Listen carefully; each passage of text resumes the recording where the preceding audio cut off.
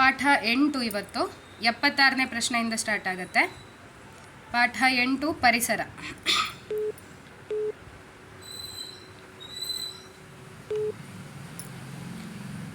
ಪಾಠ 8 ಪರಿಸರ. ಸೊ ಪರಿಸರದ 76ನೇ ಪ್ರಶ್ನೆ ಅದು ನಿಮಗೆ ಮಾಡುವಂಥದ್ದು. 5ರಿಂದ 7ನೇ ಕ್ಲಾಸ್ನವರು ನೀವು ಅದನ್ನು ಮಾಡ್ಬೋದು. 76ನೇ ಪ್ರಶ್ನೆ ಏನಿದೆ, ಪರಿಸರದ ಸಮಸ್ಯೆ ಮತ್ತು ಅದರ ಕಾರಣವನ್ನು ಹೊಂದಿಸಿ ಸರಿಯಾದ ಆಯ್ಕೆಯನ್ನು ಆರಿಸಿ. ಪರಿಸರದ ಸಮಸ್ಯೆಗಳು ಏನೇನು ಅಂತ ಕೊಟ್ಟಿದ್ದಾರೆ, ಅದೇ ರೀತಿ ಸಮಸ್ಯೆಗಳ ವಿವರಗಳನ್ನು ಕೊಟ್ಟಿದ್ದಾರೆ, ಅದೇ ರೀತಿ ಸಮಸ್ಯೆಗಳಿಗೆ ಕಾರಣ ಏನು ಅಂತ 3 ಆ ಕಾಲಮ್ ಡಿವೈಡ್ ಮಾಡಿ ಕೊಟ್ಟಿದ್ದಾರೆ. ನದಿ ಮತ್ತು ಕೆರೆಗಳ ಮಾಲಿನ್ಯಕ್ಕೆ ಏನು ಸಮಸ್ಯೆಯ ವಿವರಗಳು ಏನಿರುತ್ತೆ ಅದನ್ನು ನೀವು ಹೊಂದಿಸಿ ಬರೀಬೇಕು. ಮ್ಯಾಚ್ ದ ಫಾಲೋವಿಂಗ್ ನೀವು ಹೇಗೆ ಸ್ಕೂಲಲ್ಲಿ ಮಾಡ್ತೀರಾ ಅದೇ ಥರ. ನೆಕ್ಸ್ಟು ಬಿಟ್ಟ ಸ್ಥಳ. 77ನೇ ಪ್ರಶ್ನೆ, ಬಿಟ್ಟ ಸ್ಥಳ ತುಂಬಿರಿ. ಭಗವದ್ಗೀತೆ 14ನೇ ಅಧ್ಯಾಯ 14ನೇ ಶ್ಲೋಕ. ಎಲ್ಲರೂ ಭಗವದ್ಗೀತೆಯ 14ನೇ ಅಧ್ಯಾಯದ 4ನೇ ಶ್ಲೋಕ ತೆಗಿರಿ. ಅಧ್ಯಾಯ 14 ಶ್ಲೋಕ 4.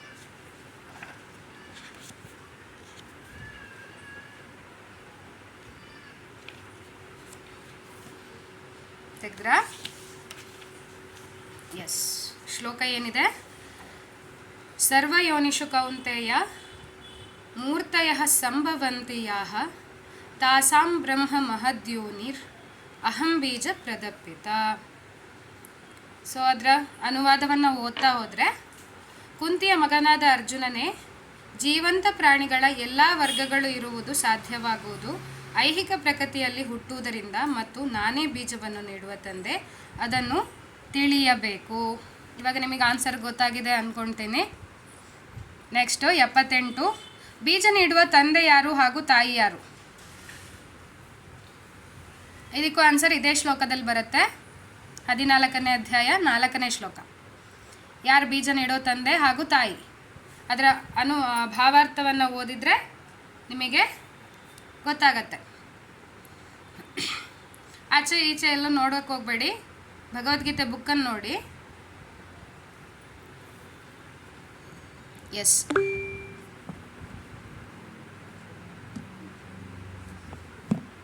ನೆಕ್ಸ್ಟು 78,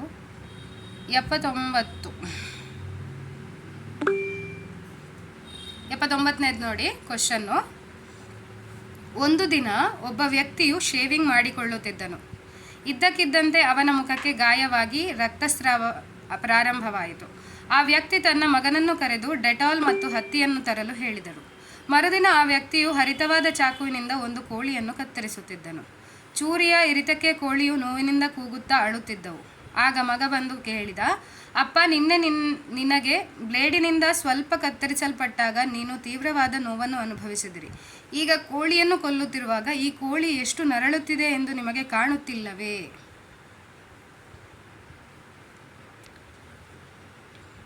ಈ ಘಟನೆಯಿಂದ ಮತ್ತು ಫಿಲಿಪ್ ಓಲ್ ಅವರ ಭಾಷಣದಿಂದ ನೀವು ಏನು ಕಲಿತಿದ್ದೀರಿ?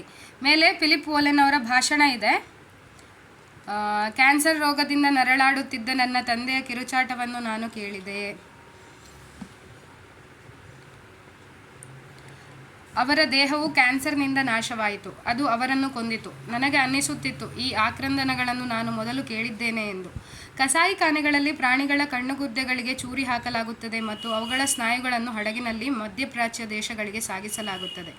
ತನ್ನ ಮಿದುಳಿಗೆ ಜಪಾನಿನ ಹರಿತವಾದ ಈಟಿಯ ಹೊಡೆತ ತಿಂದು ತನ್ನ ಮರಿಯನ್ನು ಕರೆಯುತ್ತಿರುವ ಒಂದು ದೊಡ್ಡ ತಿಮಿಂಗಿಲದ ಆಕ್ರಂದನದಂತೆ ಇತ್ತು ನನ್ನ ತಂದೆಯ ಕೂಗು. ಆಗ ನನಗೆ ಅರಿವಾದದ್ದು ಏನೆಂದರೆ, ಅದು ಏನೇ ಆಗಿರಲಿ, ಒಂದು ನಾಯಿ, ಒಂದು ಹಂದಿ, ಒಂದು ಹುಡುಗ, ಜೀವರಾಶಿಗಳೆಲ್ಲವೂ ತಮ್ಮ ನರಳುವ ಸಾಮರ್ಥ್ಯಕ್ಕೆ ತಕ್ಕಂತೆ ನರಳುವ ನರಳಾಟವು ಒಂದೇ ಸಮನಾದದ್ದು. ಎಲ್ಲರೂ ಕಷ್ಟಗಳನ್ನು ಅನುಭವಿಸುತ್ತೇವೆ, ನಮ್ಮ ಸಾಮರ್ಥ್ಯಕ್ಕೆ ತಕ್ಕಂತೆ ನರಳುತ್ತೇವೆ, ಸಮಾನರಾಗಿ ಬಳಲುತ್ತೇವೆ. ಫಿಲಿಪ್ ಓಲೆನ್ನವರು ಭಾಷಣದಲ್ಲಿ ಹೇಳಿದಂಥದ್ದು. ಸೊ ಈ 2 ಘಟನೆಯಿಂದ ನಿಮಗೆ ಒಂದು ಫಿಲಿಪ್ ಓಲೆನ್ನವರ ಭಾಷಣ, ಮತ್ತೊಂದು ಮೇಲೆ ಹೇಳುವಂಥದ್ದು. ಒಬ್ಬ ಶೇವಿಂಗ್ ಮಾಡ್ತಿದ್ದ, ನನಗೆ ಬುಕ್ ತೋರಿಸೋದು ಬೇಡ, ನೀವು ಓದ್ಕೊಳ್ಳಿ ಅಂತಂದೆ ನಾನು.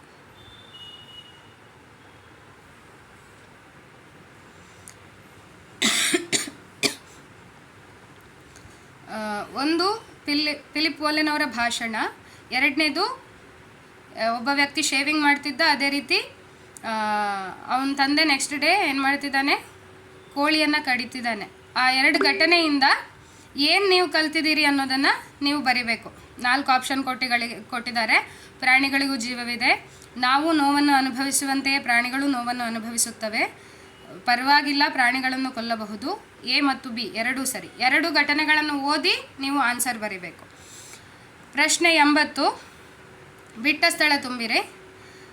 14ನೇ ಅಧ್ಯಾಯ 16ನೇ ಶ್ಲೋಕ, ಭಗವದ್ಗೀತೆಯ 14ನೇ ಅಧ್ಯಾಯ 16ನೇ ಶ್ಲೋಕ.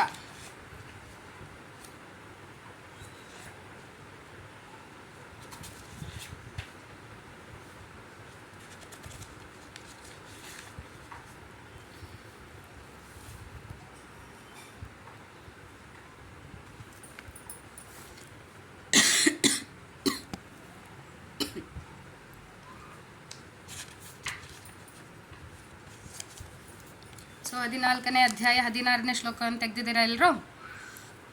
ಶ್ಲೋಕ ಏನಿದೆ? ಕರ್ಮಣಃ ಸುಕೃತ ಸ್ಯಾಹು ಸಾತ್ವಿಕಂ ನಿರ್ಮಲಂ ಫಲಂ ರಜಸಸ್ತು ಫಲಂ ದುಃಖಂ ಅಜ್ಞಾನಂ ತಮಸಃ ಫಲಂ. ಸೊ ಶ್ಲೋಕ ಇದೇ ಥರ ಇದೆ. ಸುಕೃತದ ಫಲ ಪರಿಶುದ್ಧವಾದದ್ದು, ಅಂದರೆ ಸಾತ್ವಿಕವಾದದ್ದು ಅಂತಾರೆ. ಆದರೆ ರಜೋಗುಣ, ಅದರಲ್ಲಿ ಮಾಡುವಂತಹ ಎಲ್ಲ ಕೆಲಸಗಳಿಗೆ ದುಃಖ ಬರುತ್ತೆ.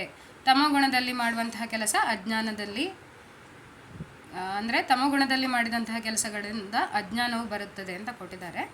ಭಾವಾರ್ಥವನ್ನು ನೋಡ್ತಾ ಹೋದರೆ, ಸಾತ್ವಿಕ ಗುಣ ಅಂತಂದರೆ ಸತ್ವಗುಣ, ಒಳ್ಳೆಯ ಗುಣ. ಅದರಲ್ಲಿ ಮಾಡಿದಂತಹ ಪುಣ್ಯ ಕಾರ್ಯಗಳ ಫಲವು ಪರಿಶುದ್ಧವಾದದ್ದು. ಆದುದರಿಂದ ಎಲ್ಲ ಭ್ರಾಂತಿಯಿಂದ ಮುಕ್ತರಾದ ಮುನಿಗಳು ಸುಖವಾದ ಸ್ಥಿತಿಯಲ್ಲಿ ಇದ್ದಾರೆ. ರಜೋಗುಣದ ಕೆಲಸಗಳು ದುಃಖವನ್ನೇ ತರುತ್ತದೆ. ಐಹಿಕ ಸುಖಕ್ಕಾಗಿ ಮಾಡಿದ ಕೆಲಸವು ವಿಫಲವಾಗುವುದು ಖಂಡಿತ. ಉದಾಹರಣೆಗೆ, ಮನುಷ್ಯನು ತನಗೆ ಗಗನಚುಂಬಿ ಕಟ್ಟಡ ಬೇಕೆಂದು ಬಯಸಿದರೆ ಅದನ್ನು ಕಟ್ಟುವ ಮೊದಲು ಎಷ್ಟೋ ದುಃಖವನ್ನು ಅನುಭವಿಸಬೇಕಾಗುತ್ತದೆ. ರಾಶಿ ಹಣವನ್ನು ಸಂಪಾದಿಸಲು ಬಂಡವಾಳಗಾರನು ಕಷ್ಟಪಡಬೇಕಾಗುತ್ತದೆ. ಕಟ್ಟಡವನ್ನು ಕಟ್ಟಲು ಗುಲಾಮರಂತೆ ಶ್ರಮಿಸುವವರು ದೈಹಿಕ ಶ್ರಮವನ್ನು ಪಡಬೇಕಾಗುತ್ತದೆ.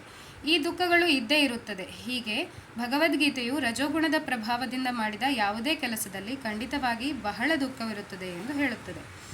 ಮಾನಸಿಕ ಸುಖ ಎಂದು ಕರೆಸಿಕೊಳ್ಳುವ ಸುಖವು ನನಗೆ ಈ ಮನೆ ಇದೆ ಅಥವಾ ಈ ಹಣ ಇದೆ ಎನ್ನುವ ಸುಖವು ಒಂದಿಷ್ಟು ಇರಬಹುದು, ಆದರೆ ಅದು ವಾಸ್ತವವಲ್ಲ. ಸೊ ನಮ್ಮ ಹತ್ರ ಹಣ ಇರ್ಬೋದು, ಮನೆ ಇರ್ಬೋದು, ಅದೆಲ್ಲ ತಾತ್ಕಾಲಿಕವಾದಂತಹ ಸುಖ, ಯಾವುದು ಪರ್ಮನೆಂಟ್ ಆದಂತಹ ಸುಖ ಅಲ್ಲ. ಅಂದರೆ ನಮ್ಮ ಹತ್ರ ಅದು ಜೊತೆಗಿರಲ್ಲ. ನಾವು ಸಾಯುವಾಗ ನಮ್ಮ ಹಣ, ನಮ್ಮ ಮನೆ ನಮ್ಮ ಜೊತೆ ಬರುತ್ತಾ?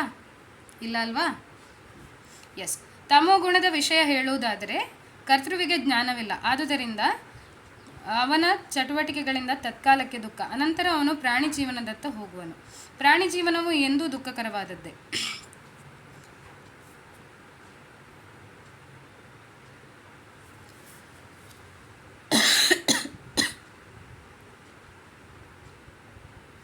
ನೆಕ್ಸ್ಟ್ ಅಲ್ಲೊಂದು ಶ್ಲೋಕ ಇದೆ, ನಮೋ ಬ್ರಹ್ಮಣ್ಯ ದೇವಾಯ ಗೋಬ್ರಾಹ್ಮಣ ಹಿತಾಯ ಚ ಜಗದಿತಾಯ ಕೃಷ್ಣಾಯ ಗೋವಿಂದಾಯ ನಮೋ ನಮಃ. ಅದೇ ಶ್ಲೋಕದಲ್ಲಿ ಫಸ್ಟ್ ಪ್ಯಾರಾಗ್ರಾಫ್ ಆದಮೇಲೆ, ತಮೋ ಗುಣದ ವಿಷಯ ಆದಮೇಲೆ ಒಂದು ಶ್ಲೋಕ ಬರುತ್ತೆ, ನಮೋ ಬ್ರಹ್ಮಣ್ಯ ದೇವಾಯ ಗೋಬ್ರಾಹ್ಮಣ ಹಿತಾಯ ಚ ಜಗದಿತಾಯ ಕೃಷ್ಣಾಯ ಗೋವಿಂದಾಯ ನಮೋ ನಮಃ. ನನ್ನ ಪ್ರಭುವೇ, ನೀನು ಗೋವುಗಳಿಗೂ ಬ್ರಾಹ್ಮಣರಿಗೂ ಹಿತೈಷಿ ಮತ್ತು ಸಮಸ್ತ ಮಾನವ ಸಮಾಜಕ್ಕೂ ಪ್ರಪಂಚಕ್ಕೂ ಒಳ್ಳೆಯದನ್ನು ಬಯಸುವವನು.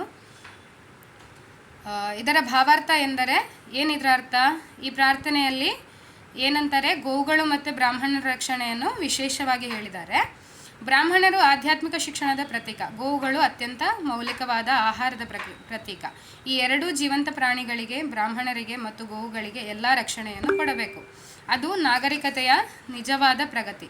ಆಧುನಿಕ ಮಾನವ ಸಮಾಜವು ಆಧ್ಯಾತ್ಮಿಕ ಜ್ಞಾನವನ್ನು ಅಲಕ್ಷ್ಯ ಮಾಡಿದೆ, ಗೋವಧೆಗೆ ಪ್ರೋತ್ಸಾಹ ಕೊಟ್ಟಿದೆ. ಆದುದರಿಂದ ಮಾನವ ಸಮಾಜವು ತಪ್ಪು ದಿಕ್ಕಿನಲ್ಲಿ ಮುಂದಕ್ಕೆ ಹೋಗುತ್ತಿದೆ ಮತ್ತು ಆತ್ಮನಾಶಕ್ಕೆ ದಾರಿ ಮಾಡಿಕೊಳ್ಳುತ್ತಿದೆ ಎಂದು ಅರ್ಥ ಮಾಡಿಕೊಳ್ಳಬೇಕು. ಯಾವ ಸಮಾಜವು ತನ್ನ ಪೌರರನ್ನು ಮುಂದಿನ ಜನ್ಮದಲ್ಲಿ ಪ್ರಾಣಿಗಳಾಗುವಂತೆ ಮಾರ್ಗದರ್ಶನ ಮಾಡುತ್ತದೆಯೋ ಅದು ನಿಶ್ಚಯವಾಗಿ ಮಾನವ ನಾಗರಿಕತೆಯಲ್ಲ.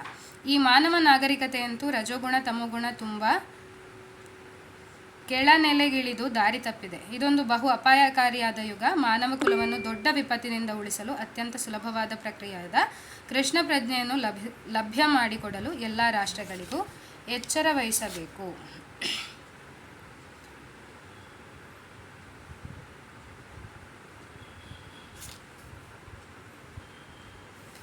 ಇವಾಗ ಸೆಕೆಂಡ್ ಪ್ಯಾರಾಗ್ರಾಫ್ ಏನು ನಾನು ತಮೋಗುಣದ್ದು ಓದಿದ್ದೀನಲ್ಲ ಅದನ್ನು ನೀವು ಕಂಟಿನ್ಯೂ ಆಗಿ ಓದ್ಕೊಂಡು ಹೋಗಿ. ಆವಾಗ ನಿಮಗೆ 80ನೇ ಪ್ರಶ್ನೆಗೆ ಆನ್ಸರ್ ಸಿಗತ್ತೆ. ಸರಿನಾ? ತಮೋಗುಣ ವಿಷಯ ಹೇಳುವುದಾದರೆ ಆ ಪ್ಯಾರಾಗ್ರಾಫ್ ಇದೆಯಲ್ಲ, ಶ್ಲೋಕ 14ನೇ ಅಧ್ಯಾಯ 16ನೇ ಶ್ಲೋಕದ ಸೆಕೆಂಡ್ ಪ್ಯಾರಾಗ್ರಾಫ್ ಓದಿದರೆ ನಿಮಗೆ ಬಿಟ್ಟ ಸ್ಥಳವನ್ನು ಕ್ಲಿಯರ್ ಕಟ್ಟಾಗಿ ಬರಿಬೋದು. ಸರಿನಾ? ಎಸ್.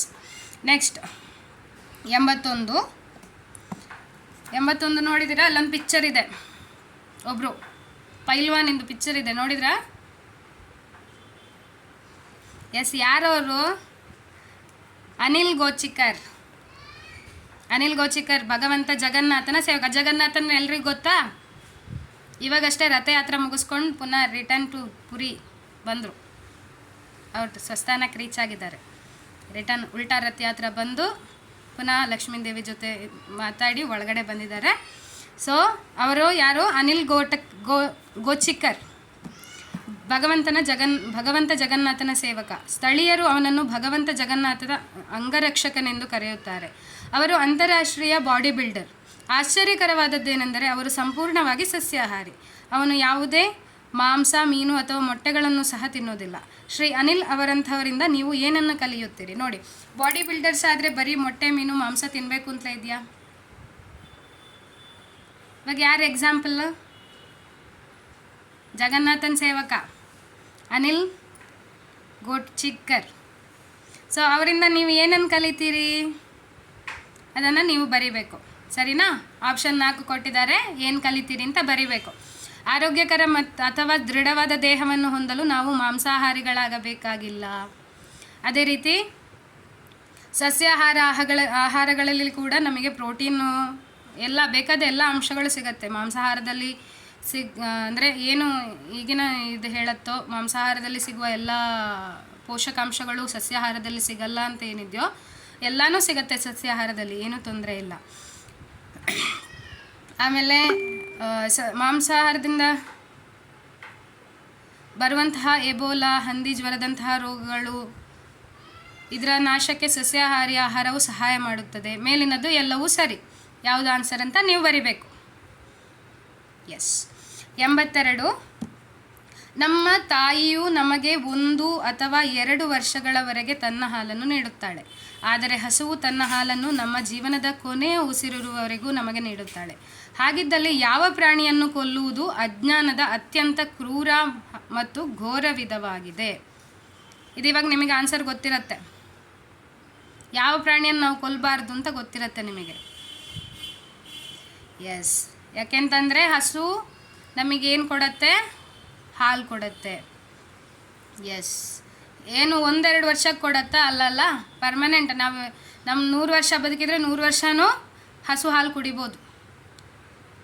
ಅಥವಾ 200 ವರ್ಷ ಬದುಕಿದ್ರೆ 200 ವರ್ಷವೂ ಕೊಡುತ್ತೆ ಹಸು ಹಾಲು. ಎಸ್. ಮಾನವ ಸಮಾಜದ ಮೇಲೆ ಪ್ರಾಣಿ ಕೃಷಿಯ ಹಾನಿಕಾರಕ ಪರಿಣಾಮಗಳು. ಈ ಲೇಖನವನ್ನು ಓದಬೇಕು ನೀವು. ಮಾನವ ಸಮಾಜದ ಮೇಲೆ ಪ್ರಾಣಿ ಕೃಷಿಯ ಹಾನಿಕಾರಕ ಪರಿಣಾಮಗಳು ಮತ್ತು ಪಾಲಿಥೀನ್ ಚೀಲಗಳ ಬಳಕೆಯ ಹಾನಿಕಾರಕ ಪರಿಣಾಮಗಳನ್ನು ಓದಿ 83ನೇ ಪ್ರಶ್ನೆಗೆ ಆನ್ಸರ್ ಬರೀಬೇಕು. ಸರಿನಾ? ಮೇಲಿನ ಲೇಖನವನ್ನು ಓದಿ ಮತ್ತು ಕೆಳಗಿನವುಗಳನ್ನು ಹೊಂದಿಸಿ ಬರೆಯಿರಿ. ಅದನ್ನು ನೀವು ಮಾಡಬೇಕು. ಈಸಿ ಇರುತ್ತೆ. ಅಷ್ಟನ್ನು ಓದಬೇಕು. Match the following. ಪ್ಯಾರಾಗ್ರಾಫ್ ಓದೋದು, ಮ್ಯಾಚ್ ದ ಫಾಲೋವಿಂಗ್ ಮಾಡೋದು. ಪಾಠ 9 ಭಕ್ತಿ, ಡಿವೋಷನ್. ಎಸ್. 84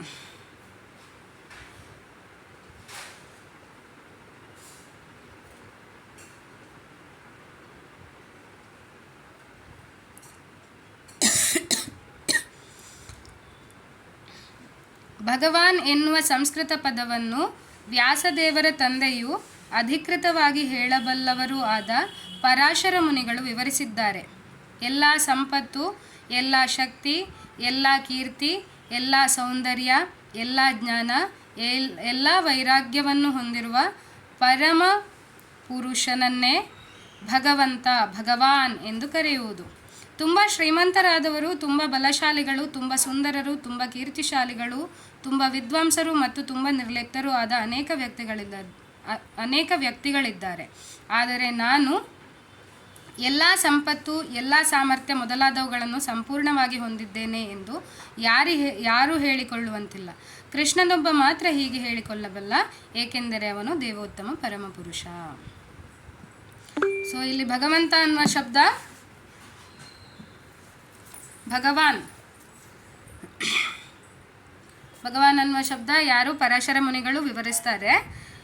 ಎಲ್ಲ ಸಂಪತ್ತು, ಎಲ್ಲ ರೀತಿಯ ಸಂಪತ್ತಾಗಿರ್ಬೋದು, ಎಲ್ಲ ರೀತಿಯ ಶಕ್ತಿ ಆಗಿರ್ಬೋದು, ಎಲ್ಲ ರೀತಿಯ ಕೀರ್ತಿ ಆಗಿರ್ಬೋದು, ಸೌಂದರ್ಯ ಆಗಿರ್ಬೋದು, ಜ್ಞಾನ ಆಗಿರ್ಬೋದು, ವೈರಾಗ್ಯ ಅಂದರೆ ವಿರಕ್ತಿ, ಯಾವುದೇ ಇದರಲ್ಲಿ ಅಟ್ಯಾಚ್ಮೆಂಟ್ ಇಲ್ಲ, ಅದರ ಬಗ್ಗೆ ಆಸಕ್ತಿ ಇಲ್ಲದಿರುವಂಥದ್ದು, ಅದನ್ನು ಯಾರು ಹೊಂದಿರ್ತಾನೆ? ಪರಮಪುರುಷ ಭಗವಂತ ಶ್ರೀಕೃಷ್ಣ ಮಾತ್ರ ಹೊಂದಿರ್ತಾನೆ.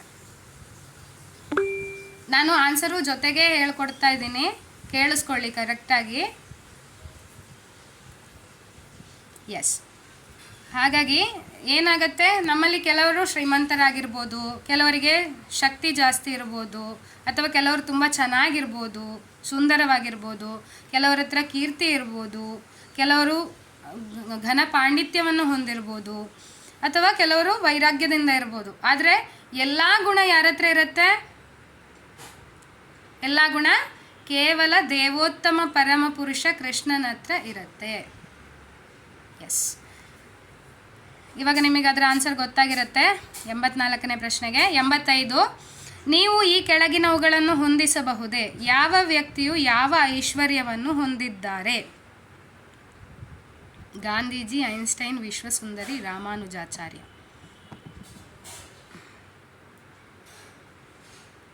ಐನ್ಸ್ಟೈನ್.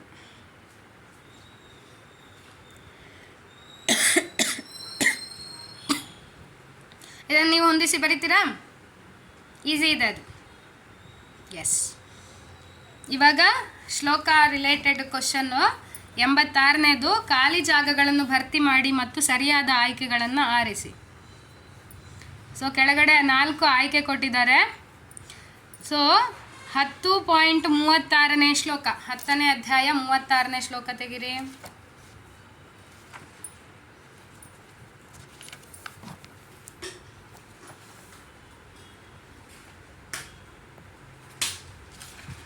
ಅಧ್ಯಾಯ 36ನೇ ಶ್ಲೋಕ.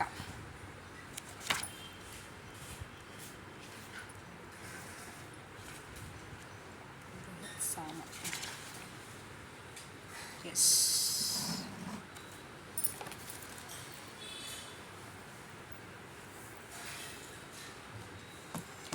ಏನಿದೆ ಶ್ಲೋಕ? ದ್ಯೂತಂ ಚಲಯತಾಮಸ್ಮಿ ತೇಜಸ್ವಿನಾಮಹಂ ಜಯೋಸ್ಮಿ ವ್ಯವಸಾಯೋಸ್ಮಿ ಸತ್ವಂ ಸತ್ವತಾಮಹಂ. ಅನುವಾದ ಏನಿದೆ? ಮೋಸಗಾರರ ಜೂಜು ನಾನೇ, ತೇಜಸ್ವಿಗಳ ತೇಜಸ್ಸು ನಾನು ಜಯ, ನಾನು ಸಾಹಸ, ಬಲಿಷ್ಠರ ಬಲವು ನಾನೇ. ಇಲ್ಲಿ ಕೃಷ್ಣ ಏನಂತಿದ್ದಾನೆ? ತನ್ನ ಗುಣಗಳನ್ನು ವರ್ಣಿಸುವಾಗ ಈ ಶ್ಲೋಕವನ್ನು ಹೇಳ್ತಿದ್ದಾನೆ. ಸೊ ಅದರ ಭಾವಾರ್ಥವನ್ನು ಓದ್ತಾ ಹೋದರೆ, ವಿಶ್ವದಲ್ಲಿ ನಾನಾ ಬಗೆಯ ಮೋಸಗಾರರುಂಟು. ಇತರ ಎಲ್ಲ ಮೋಸ ರೀತಿಗಳನ್ನು ಮೀರಿಸಿದ್ದು ಜೋಜು. ಆದುದರಿಂದ ಅದು ಕೃಷ್ಣನ ಪ್ರತಿನಿಧಿ. ಪರಮನಾಗಿ ಕೃಷ್ಣನು ಇತರಿಗಿಂತ ಹೆಚ್ಚು ಮೋಸಗಾರನಾಗಿರಬಲ್ಲ.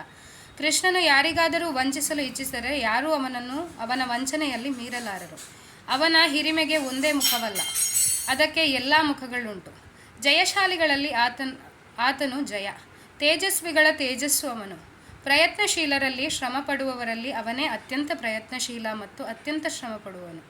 ಸಾಹಸಿಗರಲ್ಲಿ ಅವನು ಅತ್ಯಂತ ಸಾಹಸಿ ಮತ್ತು ಬಲಿಷ್ಠರಲ್ಲಿ ಅತ್ಯಂತ ಬಲಿಷ್ಠ.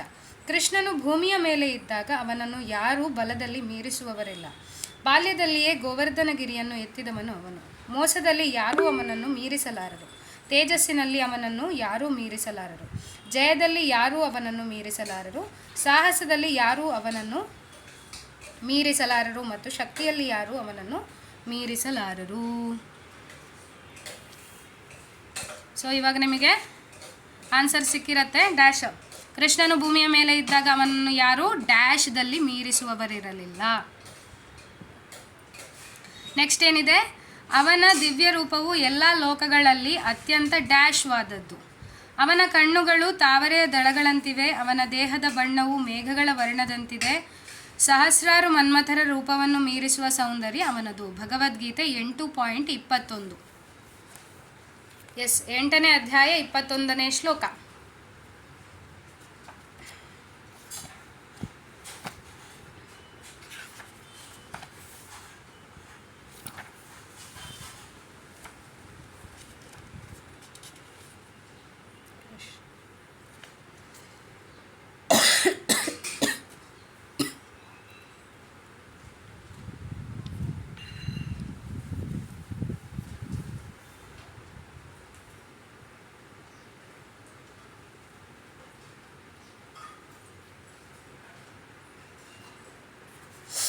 ಅದರ ಭಾವಾರ್ಥವನ್ನು ನೋಡ್ತಾ ಹೋದರೆ, ಅವನೇ ಆದಿಪ್ರಭು. ಮೂಲಪ್ರಭು ಯಾರು? ಕೃಷ್ಣ ಆಗಿರ್ತಾನೆ. ಎಲ್ಲ ಕಾರಣಗಳ ಕಾರಣನು. ಪ್ರಭು ತನ್ನ ಕೊಳಲನ್ನು ನುಡಿಸುವ ಅಭ್ಯಾಸ ಉಂಟು. ಅವನ ದಿವ್ಯ ರೂಪವು ಎಲ್ಲ ಲೋಕಗಳಲ್ಲಿ ಅತ್ಯಂತ ಮೋಹಕವಾದದ್ದು. ಅವನ ಕಣ್ಣುಗಳು ತಾವರೆ ದಳದಂತಿವೆ. ಅವನ ದೇಹದ ಬಣ್ಣವು ಮೇಘಗಳ ವರ್ಣದಂತಿದೆ. ಸಹಸ್ರಾರು ಮನ್ಮಥರ ರೂಪವನ್ನು ಮೀರಿಸುವ ಸೌಂದರ್ಯ ಅವನದು. ಆತನು ಹಳದಿ ಬಣ್ಣದ ಉಡುಪನ್ನು, ಕೊರಳಿನಲ್ಲಿ ಹಾರವನ್ನು, ಕೂದಲಲ್ಲಿ ನವಿಲುಗರಿಯನ್ನು ಧರಿಸಿರುತ್ತಾನೆ.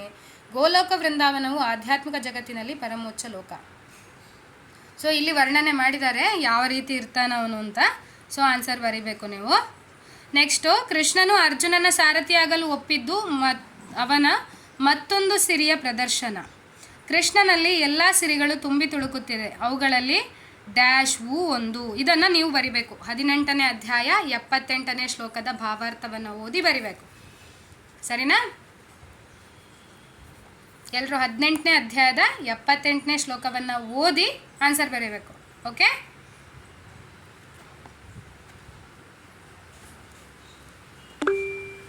ಎಸ್. ನೆಕ್ಸ್ಟು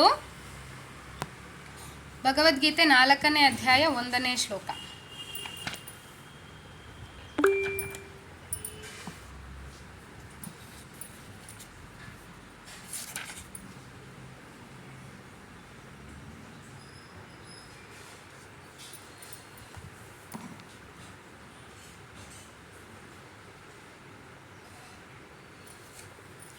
ಸೊ ಏನಿದೆ ಕ್ವಶನ್ನು? ಸುಮಾರು ಅಂದಾಜಿನಲ್ಲಿ ಗೀತೆಯನ್ನು ಕಡೆಯ ಪಕ್ಷ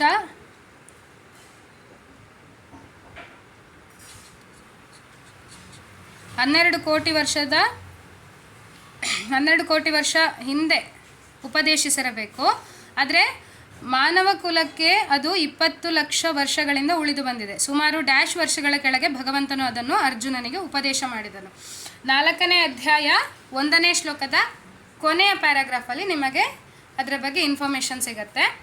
ಸೊ ಅದರಲ್ಲಿ ಎಲ್ಲ ಯುಗದ್ದು, ಕಲಿಯುಗ, ಅದೇ ರೀತಿ ದ್ವಾಪರ ಯುಗ, ಆಮೇಲೆ ತ್ರೇತಾಯುಗ, ಆಮೇಲೆ ಸತ್ಯಯುಗ, ಈ 4 ಯುಗಗಳು ಎಷ್ಟೆಷ್ಟು ವರ್ಷಗಳಿರುತ್ತೆ ಅನ್ನೋದು ಇನ್ಫಾರ್ಮೇಷನ್ ಇದೆ.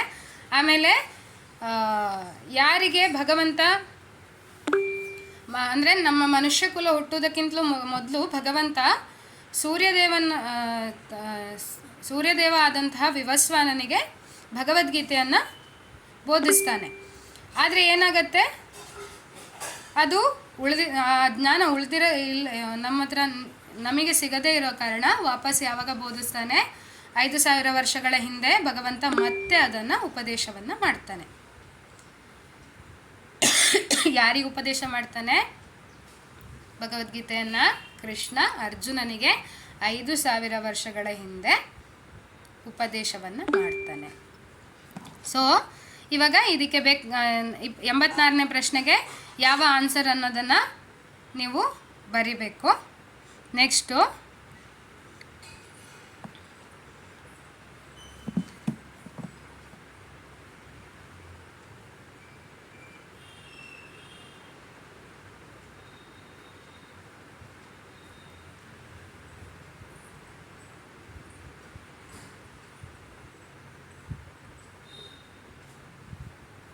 ಮೇಲಿನ ಚಿತ್ರಗಳನ್ನು ನೋಡಿ ಮತ್ತು ಅವು ಪ್ರತಿನಿಧಿಸುವ ಸಿರಿಯು ಯಾವುದೆಂದು ಗುರುತಿಸಿ ಸರಿಯಾದ ಕ್ರಮವನ್ನು ಆರಿಸಿ.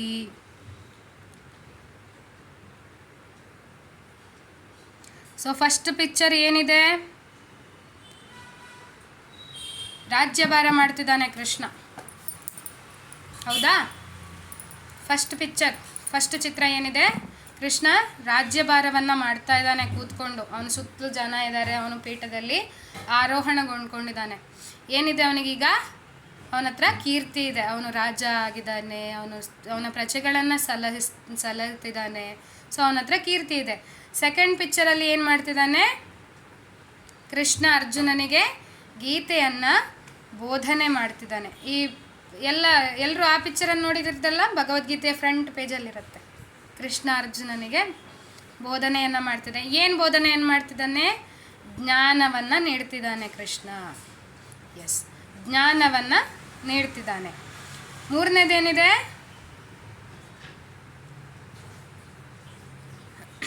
ಕೃಷ್ಣ ಯಾರಿಗೆ ಸೇವೆ ಮಾಡ್ತಿದ್ದಾನಲ್ಲಿ? ಕೃಷ್ಣನ ಬೆಸ್ಟ್ ಫ್ರೆಂಡ್ ಯಾರು?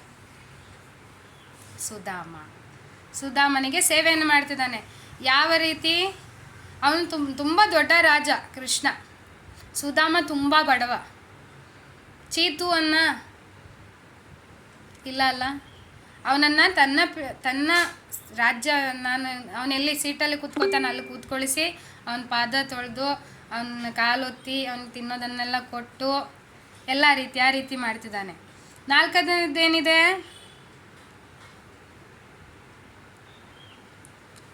ಶೇಷಶಯನನಾಗಿ ಮಲ್ಕೊಂಡಿದ್ದಾನೆ. ಲಕ್ಷ್ಮೀದೇವಿ ಪಾದ ಒತ್ತುತ್ತಿದ್ದಾಳೆ.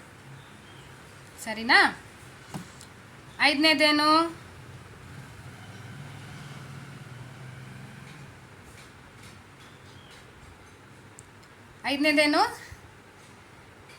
ಕಿರುಬೆರಳಲ್ಲಿ ಗೋವರ್ಧನ್ ಪರ್ವತನ ಎತ್ತಿರುವಂಥದ್ದು. ಕಿರುಬೆರಳಿನಲ್ಲಿ ಗೋವರ್ಧನ್ ಪರ್ವತ ಎತ್ತಲಿಕ್ಕೆ ಸಾಧ್ಯ ಇದೆಯಾ ಬೇರೆಯವರಿಂದ? ಯಾರಿಂದಲ್ಲಾದರೂ ಸಾಧ್ಯ ಇದೆಯಾ? ಒಂದು ಕಲ್ಲನ್ನು ಕಿರುಬೆರಳಲ್ಲಿ ಹಿಂಗೆ ಹಿಡ್ಕೋಬೇಕಂದ್ರೆ ನಮಗಾಗಲ್ಲ. ಚಿಕ್ಕ ಕಲ್ಲು ಹಿಡ್ಕೊಂಡು ಬ್ಯಾಲೆನ್ಸ್ ಮಾಡೋಕ್ಕಾಗತ್ತಾ ಕಿರುಬೆರಳಲ್ಲಿ? ಟ್ರೈ ಮಾಡಿದಿರ ಒಂದು ಸಲ ಆದರೂ? ಟ್ರೈನೂ ಮಾಡಿಲ್ಲ, ಆಗಲ್ಲ. ಯಾಕೆ ಹೇಳಿ? ಅದು ಹಿಂಗೆ ಡ್ಯಾನ್ಸ್ ಮಾಡುತ್ತೆ.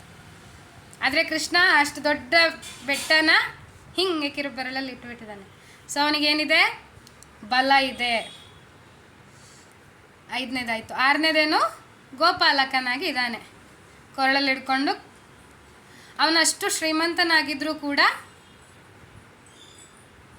ಗೊಲ್ಲರ ಜೀವನವನ್ನು ನಡೆಸ್ತಾನೆ, ಅಂದರೆ ತ್ಯಾಗಮಯವಾದ ಜೀವನವನ್ನು ನಡೆಸ್ತಿದ್ದಾನೆ. ಸೊ ಮೊದಲನೇದಲ್ಲಿ ಅವನಿಗೆ ಸಂಪತ್ತು ತುಂಬ ಇದೆ, ಎರಡನೇದಲ್ಲಿ ಜ್ಞಾನ ಇದೆ, ಮೂರನೇದಲ್ಲಿ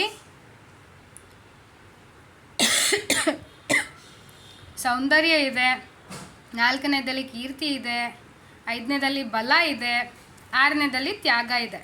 ಸೊ ಆನ್ಸರ್ ಯಾವುದು? ನಿಮಗೆ ಬಿಟ್ಟಿದ್ದು. ಎಸ್, ಕೃಷ್ಣನು ತುಂಬ ಪ್ರಸಿದ್ಧನಾಗಿದ್ದಾನೆ. ತಿರುಪತಿಯಲ್ಲಿ ಪ್ರತಿದಿನ 50,000ದಿಂದ 1,00,000 ಜನರು ಭಗವಾನ್ ಬಾಲಾಜಿಯ ದರ್ಶನ ಪಡೆಯಲು ಬರುತ್ತಾರೆ. ಮಾಯಾಪುರದಲ್ಲಿ ಪ್ರತಿದಿನ 1,000 ಜನರು ಶ್ರೀ ರಾಧಾ ಮಾಧವನ ದರ್ಶನವನ್ನು ಪಡೆಯಲು ಬರುತ್ತಾರೆ.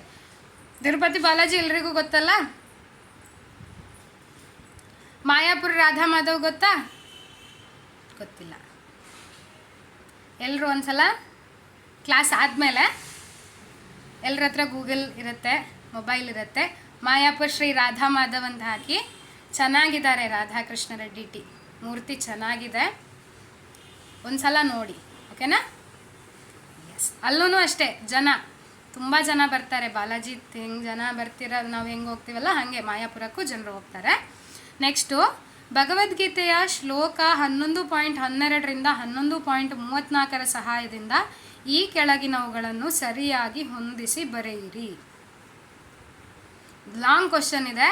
11ನೇ ಅಧ್ಯಾಯದ 12ನೇ ಶ್ಲೋಕದಿಂದ 34ನೇ ಶ್ಲೋಕ, 12ರಿಂದ 22, 32, 22 ಶ್ಲೋಕಗಳನ್ನು ಓದಬೇಕೀಗ.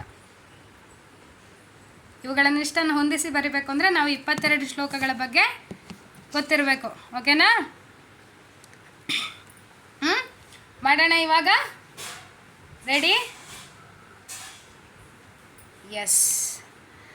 ಶ್ಲೋಕ 11ನೇ ಅಧ್ಯಾಯ 12ನೇ ಶ್ಲೋಕ.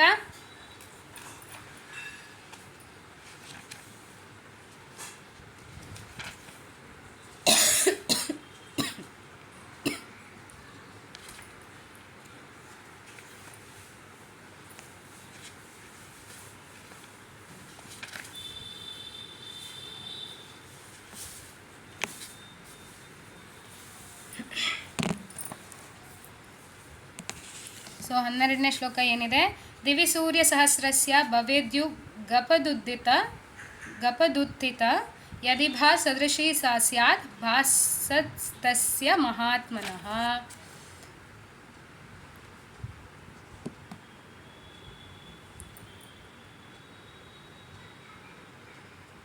ಸೊ ಲಕ್ಷಾಂತರ ಸೂರ್ಯರು ಒಟ್ಟಿಗೆ ಆಕಾಶದಲ್ಲಿ ಉದಿಸಿದ್ದರೆ ಅವರ ಪ್ರಭೆಯು ಆ ವಿಶ್ವರೂಪದಲ್ಲಿದ್ದ ಪರಮ ಪುರುಷನ ತೇಜಸ್ಸನ್ನು ಹೋಲಬಹುದಾಗಿತ್ತು. ಸೊ ಒಂದು ಕ್ವಶನಿಗೆ ಆನ್ಸರ್ ಸಿಕ್ತು ಅಂತ ಅನ್ಕೋತೀನಿ. ಪರಮಪ್ರಭುವಿನ ತೇಜಸ್ಸು ಯಾವ ರೀತಿ ಇರುತ್ತೆ? ಲಕ್ಷಾಂತರ ಸೂರ್ಯರು ಆಕಾಶದಲ್ಲಿ ಒಟ್ಟಿಗೆ ಉದಯಿಸಿದರೆ ಯಾವ ರೀತಿ ಇರುತ್ತೆ ಆ ರೀತಿ ಇರುತ್ತೆ ಅಂತ. ಸರಿನಾ? ಪರಮಪುರುಷ ಅಂತಂದರೆ ಕೃಷ್ಣ. ಅವನ ತೇಜಸ್ಸು ಅಂದರೆ ಅವನ ಬೆಳಕು ಯಾವ ರೀತಿ ಇರುತ್ತೆ ಅಂತಂದರೆ, ಆಕಾಶದಲ್ಲಿ ಒಟ್ಟಿಗೆ ಲಕ್ಷಾಂತರ ಸೂರ್ಯರು ಉದಯಿಸಿದ್ರೆ ಯಾವ ಥರ ಇರ್ಬೋದು ಬೆಳಕು? ನಮಗೆ ನೋಡ್ಬೋದಾ? ನೋಡೋಕ್ಕಾಗತ್ತಾ? ಒಬ್ಬ ಸೂರ್ಯನನ್ನೇ ಉದಯಿಸಿದ ತಕ್ಷಣ ಅದನ್ನು ನೋಡಿಕೊಂಡ್ರೆ ಕಣ್ಣಲ್ಲಿ ನೀರು ಬರುತ್ತೆ. ಇನ್ನು ಲಕ್ಷಾಂತರ ಸೂರ್ಯರನ್ನು ನಾವು ಹೆಂಗೆ ನೋಡ್ತೀವಿ? ಎಸ್. ಸಹಸ್ರ ಭಾಗಗಳಿದ್ದರೂ ವಿಶ್ವದ ಅಪರಿಮಿತ ವಿಸ್ತರಣೆಗಳನ್ನು ಪ್ರಭುವಿನ ವಿಶ್ವರೂಪದಲ್ಲಿ ಒಂದೇ ಕಡೆ ಅರ್ಜುನನು ನೋಡಿದನು.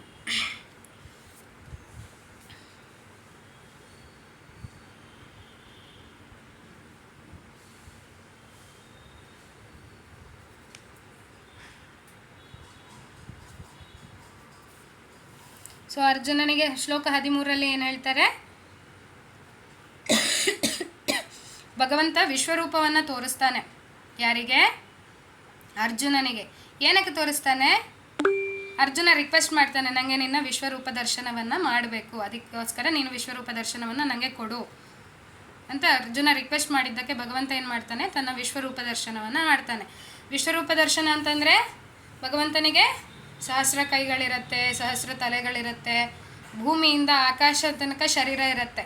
ನೋಡಬೇಕು ಅಂದರೆ ನಾವು ಕೆಳಗಿಂದ ಹಿಂಗೆ ನೋಡ್ಕೊಳ್ಬೇಕು, ತಲೆ ತುದಿ ಯಾವುದು ಅಂತ ಗೊತ್ತಾಗಲ್ಲ, ತಲೆ ತುದಿ ಕಾಣಲ್ಲ ನಿಮಗೆ ಭಗವಂತಂದು ಹಂಗೆ ನೋಡಿದರೆ. ವಿಶ್ವರೂಪ ಅಂದರೆ ಆ ರೀತಿಯ ರೂಪ. ಸೊ ಸಹಸ್ರ ಭಾಗಗಳಿದ್ದರೂ ವಿಶ್ವದ ಅಪರಿಮಿತ ವಿಸ್ತರಣೆಗಳನ್ನು ಪ್ರಭುವಿನ ವಿಶ್ವರೂಪದಲ್ಲಿ ಒಂದೇ ಕಡೆ ಅರ್ಜುನನು ನೋಡಿದನು. ಏನಿದ್ರ ಅರ್ಥ? ಎಲ್ಲ ಕಡೆ ಇರುವಂಥ ಐಟಮ್ಸ್ ಏನಿದೆಯೋ ಅಥವಾ ಯಾವುದೆಲ್ಲ ರೂಪಗಳಿವೆ ಎಲ್ಲವನ್ನು ಒಂದೇ ಒಂದು ಭಗವಂತನ ವಿಶ್ವರೂಪದಲ್ಲಿ ಎಲ್ಲವನ್ನು ದರ್ಶನ ಮಾಡ್ತಾನೆ ಅರ್ಜುನ. ಶ್ಲೋಕ 14ರ ಅನುವಾದವನ್ನು ನೋಡ್ತಾ ಹೋದರೆ, ಅನಂತರ ದಿಗ್ಭ್ರಮೆಯಿಂದ ಆಶ್ಚರ್ಯದಿಂದ ರೋಮಾಂಚನಗೊಂಡ ಅರ್ಜುನನು ತಲೆಬಾಗಿ ಪ್ರಣಾಮ ಮಾಡಿ ಕೈಗಳನ್ನು ಮುಗಿದುಕೊಂಡು ಪರಮಪ್ರಭುವಿಗೆ ಪ್ರಾರ್ಥನೆಯನ್ನು ಮಾಡಲು ಪ್ರಾರಂಭಿಸಿದನು. ಸೊ ಏನಾಯಿತು? ಭಗವಂತನನ್ನು ಆ ವಿಶ್ವರೂಪದಲ್ಲಿ ನೋಡಿ ಅರ್ಜುನನಿಗೆ ಏನಾಯಿತು? ಒಂದು ಕಡೆಯಲ್ಲಿ ಆಶ್ಚರ್ಯನೂ ಆಯಿತು, ಒಂದು ಕಡೆಯಲ್ಲಿ ಒಂಥರ ಎಕ್ಸೈಟ್ಮೆಂಟ್ ಆಯಿತು. ನಮಗೇನಾದರೂ ಈಗ ನಿಮ್ಮ ಮುಂದೆ ಫಾರ್ ಎಕ್ಸಾಂಪಲ್ ನೀವು ಈಗ ಕೂತ್ಕೊಂಡಿದ್ದೀರಿ, ಸಡನ್ನಾಗಿ ನಿಮ್ಮ ಮೈ ಮೇಲೆ ಒಂದು ಹಾವು ಬರುತ್ತೆ, ಏನು ಮಾಡ್ತೀರಿ? ಕಿರ್ಚಾಡ್ತೀರಿ, ಮೈಯಲ್ಲಿ ರೋಮಗಳು ಏನು ಎದ್ದು ನಿಲ್ಲತ್ತೆ, ಈ ಥರ ಆಗತ್ತಾ ಇಲ್ವಾ? ಅದೇ ಥರ ಭಗವಂತನ ವಿಶ್ವರೂಪವನ್ನು ದರ್ಶನ ಮಾಡಿದಾಗ ಏನಾಗುತ್ತೆ? ಅರ್ಜುನನಿಗೆ ಆ ರೀತಿ ಅವನಿಗೆ ಅದನ್ನು ಹೇಳ್ಕೊಳ್ಳೋಕ್ಕೂ ಅಲ್ಲ, ಆಚೆ ನುಂಗೋಕ್ಕೂ ಅಲ್ಲ, ಈಚೆ ಉಗಳಕ್ಕೂ ಅಲ್ಲ ಅಂತೀವಲ್ಲ, ಆ ಥರ ಅನಿಸ್ತಿತ್ತು. ಸೊ ಏನಾಯಿತು? ಅದನ್ನು ನೋಡಿ ಅವನು ಭಕ್ತಿಯಿಂದ ಅವನಿಗೆ ನಮಸ್ಕಾರ ಮಾಡ್ತಾನೆ ಮತ್ತು ಪ್ರಾರ್ಥನೆಯನ್ನು ಸಲ್ಲಿಸಲಿಕ್ಕೆ ತೊಡಗ್ತಾನೆ. ನೆಕ್ಸ್ಟು ಶ್ಲೋಕ 15ರಲ್ಲಿ ಅರ್ಜುನ ಹೇಳ್ತಾನೆ, ಪ್ರೀತಿಯ ಪ್ರಭು ಶ್ರೀಕೃಷ್ಣನೇ, ಎಲ್ಲ ದೇವತೆಗಳು ಮತ್ತು ಇತರ ಹಲವಾರು ಜೀವಿಗಳು ನಿನ್ನ ದೇಹದಲ್ಲಿ ಸೇರಿರುವುದನ್ನು ಕಾಣುತ್ತಿದ್ದೇನೆ.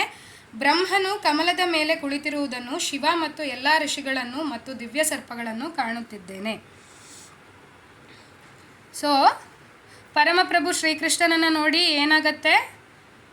ಎಲ್ಲ ದೇವತೆಗಳು ಮತ್ತು ಇತರ ಎಲ್ಲ ಜೀವಿಗಳನ್ನು ಕೂಡ ಅರ್ಜುನ ಕೃಷ್ಣನಲ್ಲಿ ನೋಡ್ತಿದ್ದಾನೆ.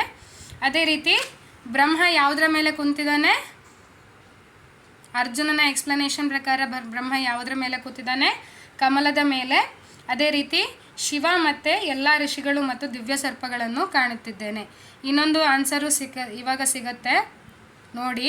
ಬ್ರಹ್ಮನು ಕಮಲದ ಮೇಲೆ ಕುಳಿತಿರುವುದನ್ನು ಮತ್ತು ಶಿವ ಅಂತ ಇದೆ ಆಪ್ಷನ್ ಸೆಕೆಂಡ್ ಕಾಲಮಲ್ಲಿ. ಅದಕ್ಕೆ ಏನು ಕಾಂಬಿನೇಷನ್ ಅನ್ನೋದನ್ನು ನೀವು ಹೊಂದಿಸಿ ಬರೀಬೇಕು. ಎಸ್. ನೆಕ್ಸ್ಟ್ ಶ್ಲೋಕ 16 ಏನಂತಾನೆ? ವಿಶ್ವೇಶ್ವರನೇ, ವಿಶ್ವರೂಪನೇ, ನಿನ್ನ ದೇಹದಲ್ಲಿ ನಾನು ಎಲ್ಲೆಲ್ಲೂ ಅಮಿತವಾಗಿ ವಿಸ್ತಾರಗೊಂಡ ಅನೇಕ ತೋಳುಗಳನ್ನು, ಉದರಗಳನ್ನು, ಬಾಯಿಗಳನ್ನು ಮತ್ತು ಕಣ್ಣುಗಳನ್ನು ಕಾಣುತ್ತಿದ್ದೇನೆ. ನಿನ್ನನ್ನು ಆದಿಯನ್ನಾಗಲಿ ಮಧ್ಯವನ್ನಾಗಲಿ ಮತ್ತು ಅಂತ್ಯವನ್ನಾಗಲಿ ಕಾಣಲಾರೆನು. ಇವಾಗ ರಾವಣ ಯಾವ ಥರ ಇದ್ದ? ಅವನಿಗೆ 10 ತಲೆಗಳಿತ್ತು, ಆದರೆ ಒಂದೇ ಶರೀರ ಇತ್ತು. ಅಂದರೆ ಒಂದೇ ಹೊಟ್ಟೆ, 2 ಕೈ ಕಾಲು ಇಷ್ಟೇ ಇತ್ತು. ಆದರೆ ಇಲ್ಲಿ ವಿಶ್ವರೂಪದಲ್ಲಿ ಏನಾಗಿದೆ? ಭಗವಂತನಿಗೆ ಎಷ್ಟು ತಲೆಗಳಿದೆ? ಅಷ್ಟೇ ಕೈಕಾಲುಗಳಿದೆ, ಅಷ್ಟೇ ಹೊಟ್ಟೆಗಳಿದೆ, ಅದೇ ರೀತಿ ಅಷ್ಟೇ ಬಾಯಿಗಳು ಕೂಡ ಇದೆ ಭಗವಂತನಿಗೆ, ಅದೇ ರೀತಿ ಅಷ್ಟೇ ಕಣ್ಣುಗಳಿದೆ. ಸೊ ಅಲ್ಲಿ ಭಗವಂತನಲ್ಲಿ ಅವನಿಗೇನು ಕಾಣಿಸ್ತಾ ಇಲ್ಲ. ಎಲ್ಲಿಂದ ಸ್ಟಾರ್ಟ್ ಆಯಿತು, ಎಲ್ಲಿ ಮಿಡಲ್ ಇದೆ, ಎಲ್ಲಿ ಎಂಡ್ ಇದೆ, 3 ಕೂಡ ತಿಳಿತಾ ಇಲ್ಲ ಅರ್ಜುನನಿಗೆ. ಓಕೆನಾ? ನೆಕ್ಸ್ಟು 17ನೇ ಶ್ಲೋಕ.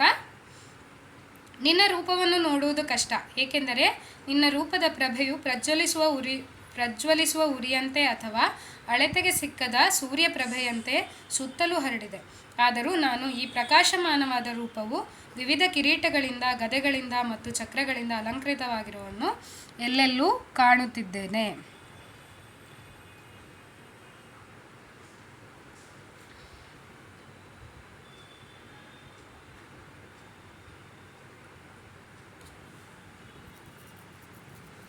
ಸೊ ಏನಂತಾನೆ ಇಲ್ಲಿ? ವಿಶ್ವರೂಪವನ್ನು ನೋಡಲಿಕ್ಕೆ ಕಷ್ಟ. ಅದೇ ರೀತಿ ಏನಂತಾನೆ ಅರ್ಜುನ ಇಲ್ಲಿ? ಯಾಕೆ ಕಷ್ಟ ನೋಡಲಿಕ್ಕೆ? ಮೊದಲೇ ಹೇಳಿದ್ದಾನೆ ಅರ್ಜುನ ಯಾವ ರೀತಿ ಇದೆ, ಪ್ರಭೆ ಯಾವ ರೀತಿ ಇದೆ. 1000 ಸೂರ್ಯರು ಜೊತೆಗೆ ಬೆಳಗಿದಾಗ ಯಾವ ಪ್ರಭೆ ಬರುತ್ತೋ ಆ ರೀತಿ ಇದೆ ಕೃಷ್ಣನ ಪ್ರಭೆ. ಹಾಗಾಗಿ ಅದನ್ನು ನೋಡಲಿಕ್ಕೆ ಆಗ್ತಾ ಇಲ್ಲ, ಕಷ್ಟವಾಗ್ತಾ ಇದೆ, ನೋಡಲಿಕ್ಕೆ ಕಷ್ಟ. ಈ ಪ್ರಕಾಶಮಾನವಾದಂತಹ ರೂಪ ವಿವಿಧ ಕಿರೀಟಗಳಿಂದ, ಗದೆಗಳಿಂದ ಮತ್ತು ಚಕ್ರಗಳಿಂದ ಅಲಂಕೃತವಾಗಿರೋದು. ಯಾಕೆ? ಭಗವಂತನಿಗೆ 1000 ತಲೆಗಳಿದೆ, 1000 ಕೈಗಳಿದೆ. ಆವಾಗ ಎಲ್ಲ ಕೈಗಳಲ್ಲಿ ಒಂದೊಂದು ಆಯುಧ ಅಂತನ್ನುವಾಗ ಅಷ್ಟಾಗತ್ತೆ. ನೆಕ್ಸ್ಟು, ನೀನು ಪರಮವಾದ ಆದಿಲಕ್ಷ್ಯವು, ನೀನು ಎಲ್ಲ ವಿಶ್ವದ ಕಟ್ಟ ಕಡೆಯ ವಿಶ್ರಾಂತಿ ತಾಣ, ನಿನಗೆ ಕ್ಷಯವೇ ಇಲ್ಲ ಮತ್ತು ನೀನು ಅತ್ಯಂತ ಪ್ರಾಚೀನನು, ನೀನು ಸನಾತನ ಧರ್ಮದ ಪಾಲಕನು, ದೇವೋತ್ತಮ ಪರಮ ಪುರುಷನು. ಇದು ನನ್ನ ಅಭಿಪ್ರಾಯ.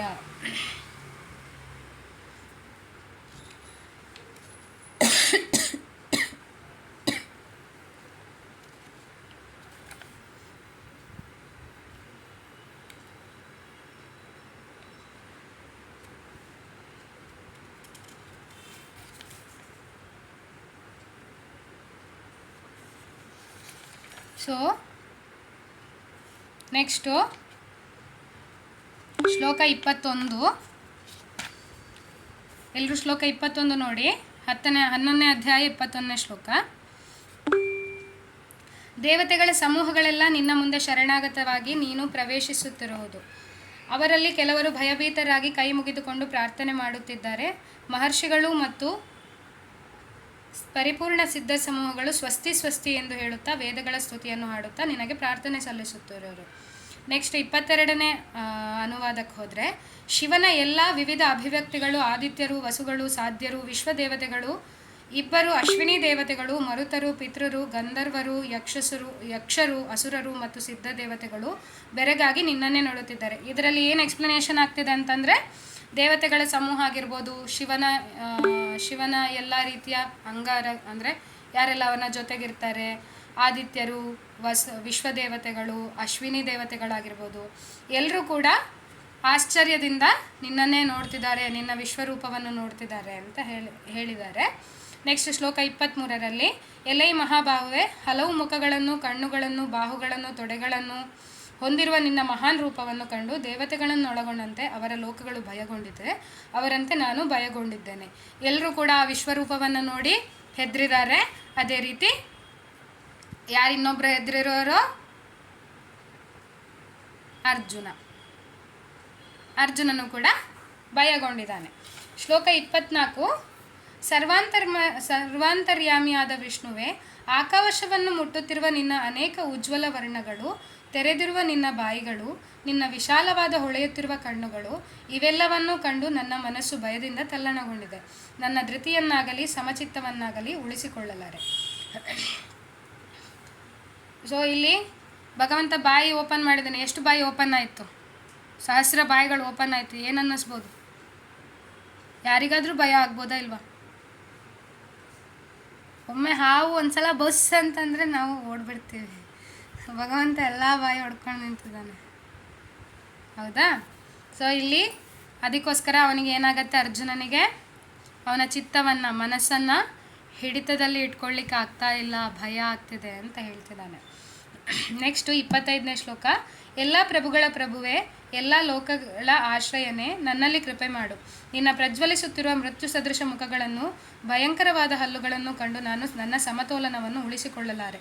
ಎಲ್ಲ ದಿಕ್ಕುಗಳಲ್ಲಿಯೂ ನಾನು ದಿಗ್ಭ್ರಾಂತನಾಗಿದ್ದೇನೆ.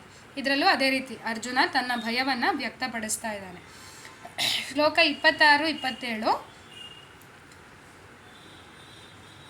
ಸೊ ಧೃತರಾಷ್ಟ್ರನ ಎಲ್ಲ ಪುತ್ರರು, ಅವರ ಸ್ನೇಹಿತರಾದ ರಾಜರುಗಳು, ಭೀಷ್ಮ, ದ್ರೋಣ ಮತ್ತು ಕರ್ಣರು, ನಮ್ಮ ಮುಖ್ಯ ಯೋಧರು ನಿನ್ನ ಭಯಂಕರ ಬಾಯಿಗಳನ್ನು ವೇಗವಾಗಿ ಪ್ರವೇಶಿಸುತ್ತಿದ್ದಾರೆ.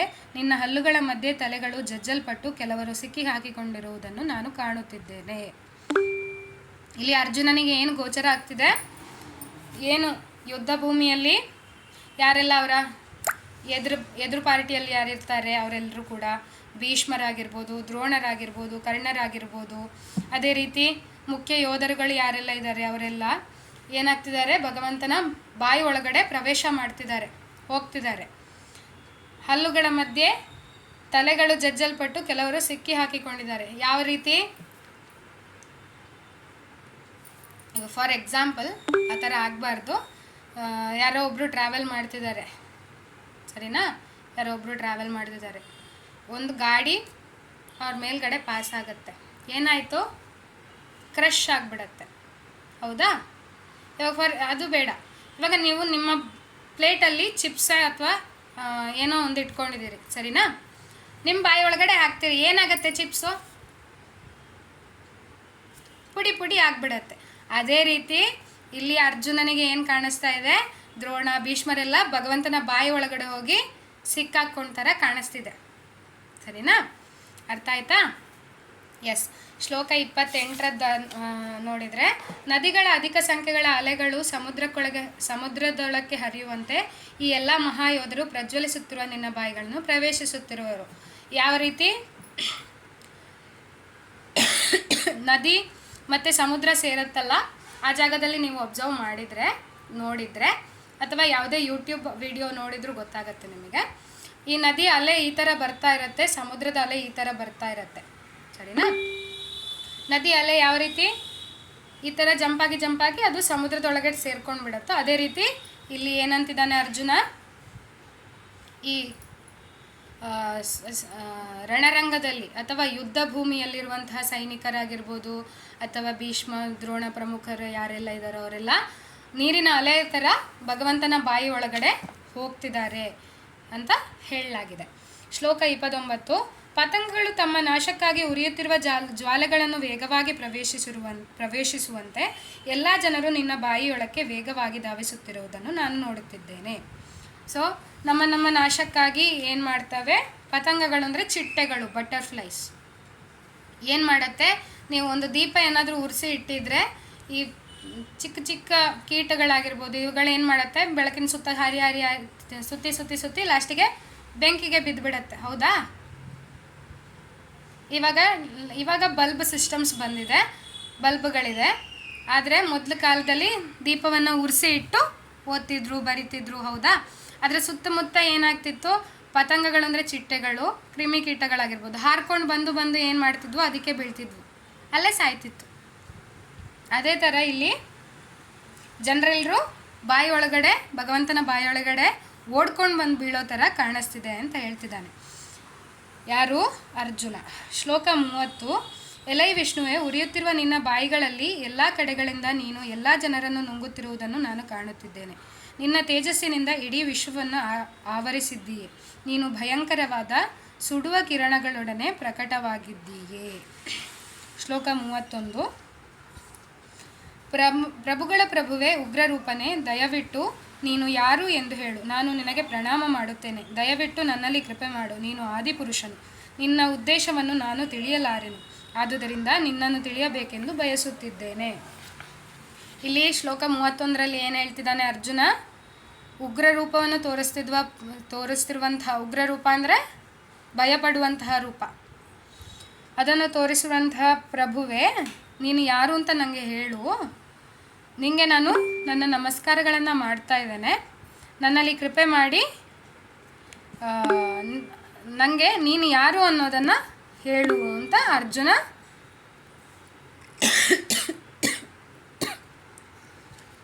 ರಿಕ್ವೆಸ್ಟ್ ಮಾಡ್ತಿದ್ದಾನೆ. ಸರಿನಾ?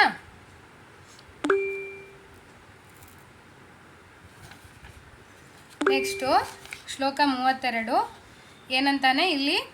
ಈಗ ಶ್ಲೋಕ 12ರಿಂದ 12, 13, 14 ಸಂಜಯ ಹೇಳುವಂತಹ ಮಾತುಗಳು.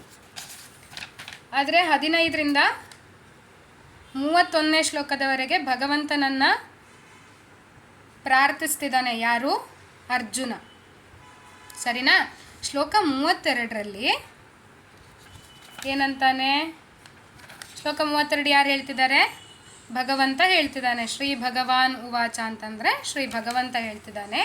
ಏನು ಅಂತ ಹೇಳ್ತಿದ್ದಾನೆ? ದೇವೋತ್ತಮ ಪರಮ ಪುರುಷನು ಹೀಗೆ ಹೇಳಿದನು, ನಾನು ಕಾಲನು, ಎಲ್ಲ ಲೋಕಗಳ ಮಹಾನ್ ಕ್ಷಯಕಾರಿಯು, ಎಲ್ಲ ಜನರನ್ನು ನಾಶ ಮಾಡಲು ಇಲ್ಲಿಗೆ ಬಂದಿದ್ದೇನೆ.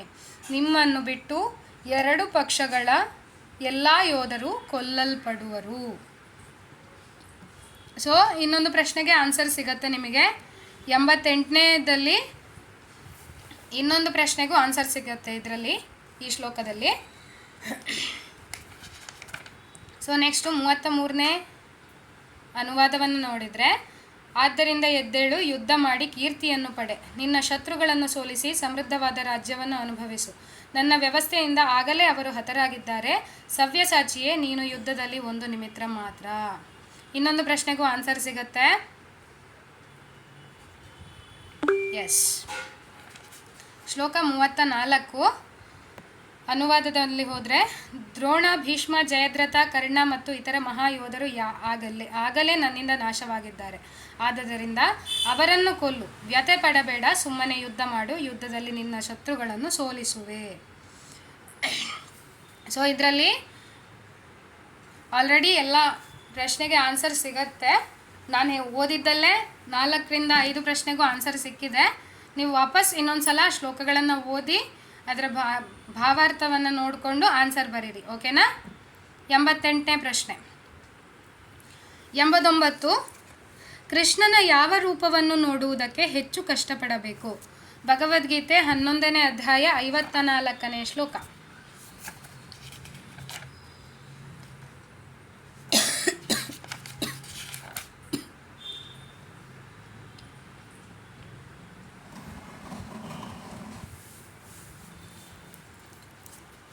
ಎಂಬತ್ತೊಂಬತ್ತನೇ ಪ್ರಶ್ನೆ.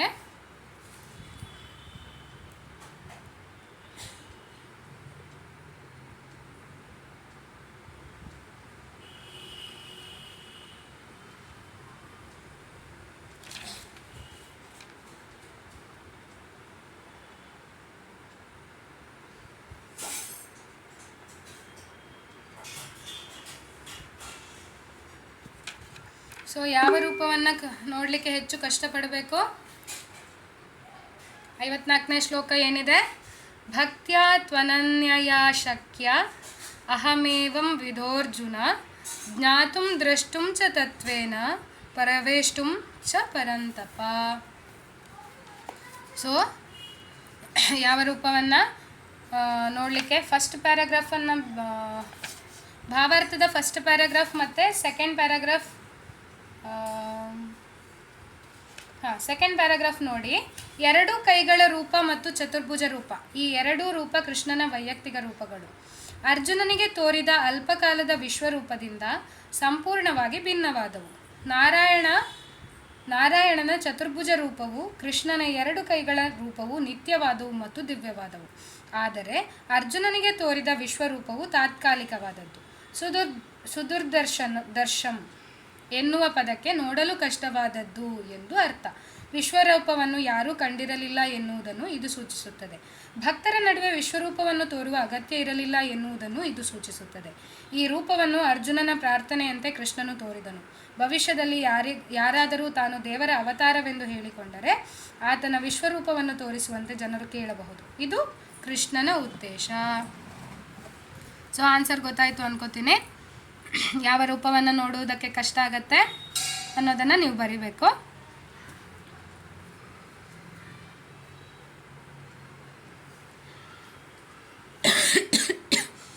ನೆಕ್ಸ್ಟ್ ಪ್ರಶ್ನೆ 90. ಈ ಐಹಿಕ ಜಗತ್ತಿನ ವ್ಯವಹಾರಗಳ ಸಾಮಾನ್ಯ ನಿರ್ವಹಣೆಯಲ್ಲಿ ನಾವು ಒಬ್ಬ ಅಧಿಕಾರಿಯನ್ನು ಅಥವಾ ನಿರ್ದೇಶಕನನ್ನು ಕಾಣುತ್ತೇವೆ. ಅವನ ಮೇಲೆ ಒಬ್ಬ ಕಾರ್ಯದರ್ಶಿ ಇರುತ್ತಾನೆ, ಅವನ ಮೇಲೆ ಒಬ್ಬ ಮಂತ್ರಿ ಮತ್ತು ಅವನ ಮೇಲೆ ಒಬ್ಬ ಅಧ್ಯಕ್ಷ. ಅವರಲ್ಲಿ ಪ್ರತಿಯೊಬ್ಬನೂ ನಿಯಂತ್ರಕರೇ. ಆದರೆ ಇವರನ್ನೆಲ್ಲ ಮೀರಿದ ಪರಮ ನಿಯಂತ್ರಕ ಯಾರು? ಸೊ ಭಗವದ್ಗೀತೆ 9ನೇ ಅಧ್ಯಾಯ 10ನೇ ಶ್ಲೋಕ.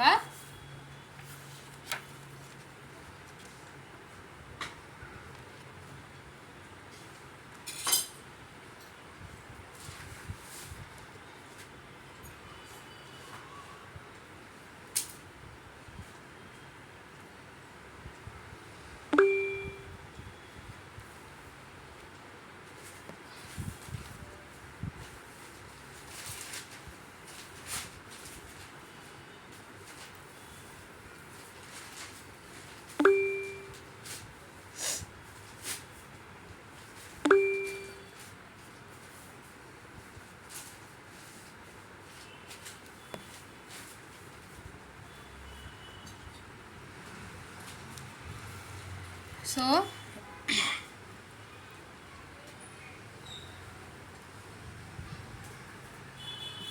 ಇಲ್ಲಿ ಮೇಲ್ಗಡೆ ಒಂದು ಲೇಖನವನ್ನು ಕೊಟ್ಟಿದ್ದಾರೆ. ನಮ್ಮ ಸರ್ಕಾರವು ಒಬ್ಬ ವ್ಯಕ್ತಿಯ ನೇತೃತ್ವದಲ್ಲಿ ಇದೆಯೇ ಅಥವಾ ಅದೃಶ್ಯ ಶಕ್ತಿಯಿಂದ ಮುನ್ನಡೆಸಲ್ಪಡುತ್ತಿದೆ. ಅದನ್ನು ಓದ್ಕೊಳ್ಳಿ.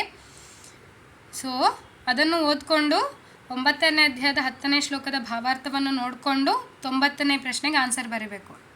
ಓಕೆ, ಎಲ್ಲರನ್ನು ಮೀರಿದ ನಿಯಂತ್ರಕ ಯಾರು ಅಂತ ನೀವು ಬರೀಬೇಕು. Okay, S. 91. ಭಗವದ್ಗೀತೆಯು ನಮ್ಮ ಸೌರಮಂಡಲದ ಮೂಲದ ಬಗ್ಗೆ ಏನನ್ನು ಹೇಳುತ್ತದೆ? ವಾಸ್ತವವಾಗಿ ಇಡೀ ಬ್ರಹ್ಮಾಂಡದ ಬಗ್ಗೆ ಮತ್ತು ಭೌತಿಕ ಆಧ್ಯಾತ್ಮಿಕ ಜಗತ್ತುಗಳ ಬಗ್ಗೆ ಭಗವದ್ಗೀತೆಯಲ್ಲಿ ಹೇಳಲ್ಪಟ್ಟಿದೆ. ಸೊ ಭಗವದ್ಗೀತೆ 10ನೇ ಅಧ್ಯಾಯ 8ನೇ ಶ್ಲೋಕ.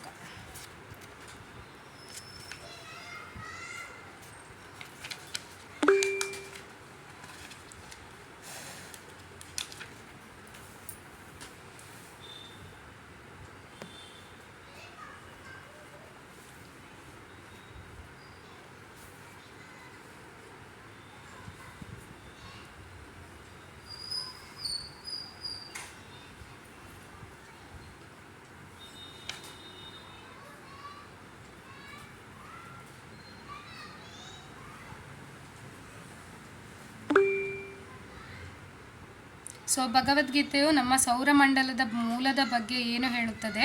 ವಾಸ್ತವವಾಗಿ ಇಡೀ ಬ್ರಹ್ಮಾಂಡದ ಬಗ್ಗೆ ಮತ್ತು ಭೌತಿಕ ಆಧ್ಯಾತ್ಮಿಕ ಜಗತ್ತುಗಳ ಬಗ್ಗೆ ಭಗವದ್ಗೀತೆಯಲ್ಲಿ ಏನು ಹೇಳಲ್ಪಟ್ಟಿದೆ?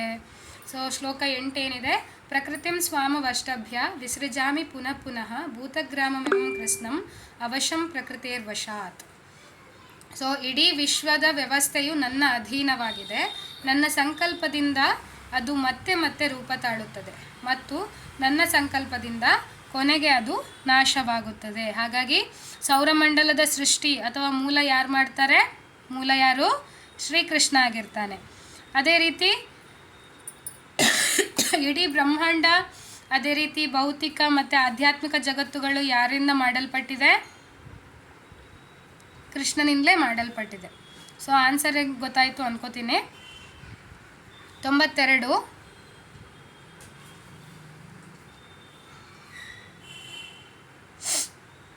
ಕೆಳಗಿನವುಗಳನ್ನು ಸರಿಯಾಗಿ ಹೊಂದಿಸಿ ಬರೆಯಿರಿ.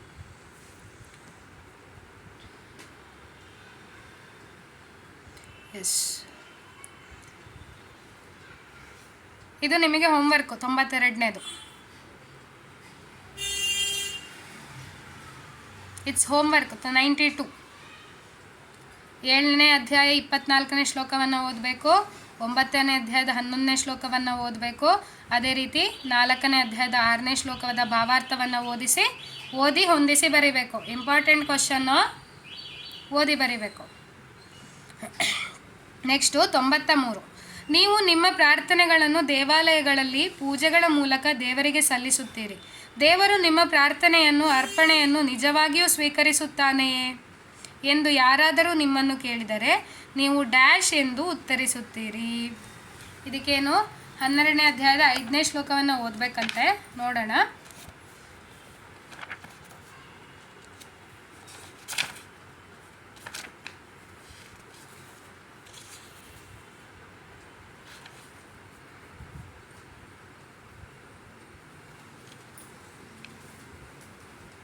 ಸೊ ಶ್ಲೋಕ 5 ಏನಿದೆ, 12ನೇ ಅಧ್ಯಾಯದ 5ನೇ ಶ್ಲೋಕ.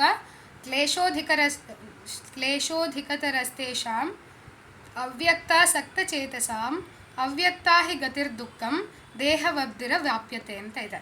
ಇದರ ಭಾವಾರ್ಥವನ್ನು ನೋಡಿ. ಫಸ್ಟ್ ಪ್ಯಾರಾಗ್ರಾಫ್ ಅಲ್ಲ, ಸೆಕೆಂಡ್ ಪ್ಯಾರಾಗ್ರಾಫ್ ನೋಡಿ. ಒಂದು ಸ್ಥೂಲವಾದ ಉದಾಹರಣೆಯನ್ನು ಕೊಡಬಹುದು. ಸ್ಥೂಲ ಅಂತಂದರೆ ಎಕ್ಸಾಂಪಲರಿ, ನಮಗೆ ಕಣ್ಣಿಗೆ ಕಾಣುವಂಥದ್ದು ಒಂದು ಎಕ್ಸಾಂಪಲರಿ. ರಸ್ತೆಯಲ್ಲಿ ನಾವು ಕೆಲವು ಅಂಚೆ ಪೆಟ್ಟಿಗೆಗಳನ್ನು ಕಾಣಬಹುದು. ನೋಡ್ತಿದ್ದೀರಾ ಇವಾಗ ಅಂಚೆ ಪೆಟ್ಟಿಗಳು ಕೆಲವು ಬಸ್ ಸ್ಟ್ಯಾಂಡ್ಗಳ ಸೈಡಲ್ಲಿ, ಅಥವಾ ಕೆಂಪು ಪೆಟ್ಟಿ ಬಾಕ್ಸ್ ಥರ ಇರುತ್ತೆ ಅಂಚೆ ಪೆಟ್ಟಿಗೆ. ಮೊದಲಿನ ಕಾಲದಲ್ಲಿ ಅಂಚೆ ಅದಕ್ಕೆ ಹಾಕ್ತಿದ್ವಿ, ಇವಾಗ ಅದರ ಅಷ್ಟು ಜರೂರತ್ತಿರಲ್ಲ. ಸೊ ರಸ್ತೆಯಲ್ಲಿ ನಾವು ಕೆಲವು ಅಂಚೆ ಪೆಟ್ಟಿಗೆಗಳನ್ನು ಕಾಣಬಹುದು. ನಾವು ನಮ್ಮ ಪತ್ರಗಳನ್ನು ಆ ಪೆಟ್ಟಿಗೆಗಳಲ್ಲಿ ಹಾಕಿದರೆ ಅವು ಕಷ್ಟವಿಲ್ಲದೆ ಸಹಜವಾಗಿ ತಮ್ಮ ಗುರಿಯನ್ನು ಮುಟ್ಟುತ್ತವೆ. ಅಂಚೆ ಕಚೇರಿಯು ಅಧಿಕೃತವಾಗಿ ಪರಿಗಣಿಸದಿರುವ ಎಲ್ಲೋ ಕಾಣುವ ಅನುಕರಣೆಯ ಪೆಟ್ಟಿಗೆ ಅಥವಾ ಯಾವುದೋ ಹಳೆಯ ಪೆಟ್ಟಿಗೆಯು ಈ ಕೆಲಸವನ್ನು ಮಾಡಲಾರದು. ಹಾಗೆಯೇ ಭಗವಂತನಿಗೆ ವಿಗ್ರಹ ರೂಪದಲ್ಲಿ ಒಂದು ಅಧಿಕೃತ ಚಿತ್ರಣವಿದೆ. ಇದಕ್ಕೆ ಅರ್ಚಾ ವಿಗ್ರಹ ಎಂದು ಹೆಸರು. ಈ ಅರ್ಚಾ ವಿಗ್ರಹವು ಪರಮಪ್ರಭುವಿನ ಅವತಾರ. ಆ ರೂಪದ ಮೂಲಕ ಭಗವಂತನು ಸೇವೆಯನ್ನು ಸ್ವೀಕರಿಸುತ್ತಾನೆ. ಪ್ರಭುವು ಸರ್ವಶಕ್ತ. ಆದುದರಿಂದ ಅರ್ಚಾ ವಿಗ್ರಹದ ಅವತಾರದ ಮೂಲಕ ಭಕ್ತನಿಗೆ ಬದ್ಧ ಬದುಕಿನಲ್ಲಿ ಅನುಕೂಲ ಮಾಡಿಕೊಡುವುದಕ್ಕಾಗಿ ಆತನ ಸೇವೆಯನ್ನು ಭಗವಂತ ಸ್ವೀಕರಿಸುತ್ತಾನೆ. ಸೊ ಆನ್ಸರ್ ಗೊತ್ತಾಯಿತು ಅನ್ಕೋತೀನಿ. ಸೊ ನಾವು ದೇವಾಲಯಗಳಲ್ಲಿ ಪ್ರಾರ್ಥನೆ ಮಾಡಿದರೂ ಕೂಡ ಭಗವಂತ ಅದನ್ನು ಸ್ವೀಕರಿಸ್ತಾನೆ. ಯಾಕೆಂತಂದರೆ ಆ ಮೂರ್ತಿಯಲ್ಲೂ ಕೂಡ ಭಗವಂತ ಇರ್ತಾನೆ. Yes, next 94. ದೇವರು ಸರ್ವವ್ಯಾಪಿಯಾಗಿದ್ದಾನೆ. ಎಲ್ಲೆಲ್ಲೂ ಅವನು ಇರುವುದರಿಂದ ನೀವು ದೇವಾಲಯಕ್ಕೆ ಏಕೆ ಹೋಗುತ್ತೀರಿ ಎಂದು ಯಾರಾದರೂ ನಿಮ್ಮನ್ನು ಕೇಳಿದರೆ ನಿಮ್ಮ ಉತ್ತರ ಏನಾಗಿರುತ್ತದೆ? 9ನೇ ಅಧ್ಯಾಯ 11ನೇ ಶ್ಲೋಕ.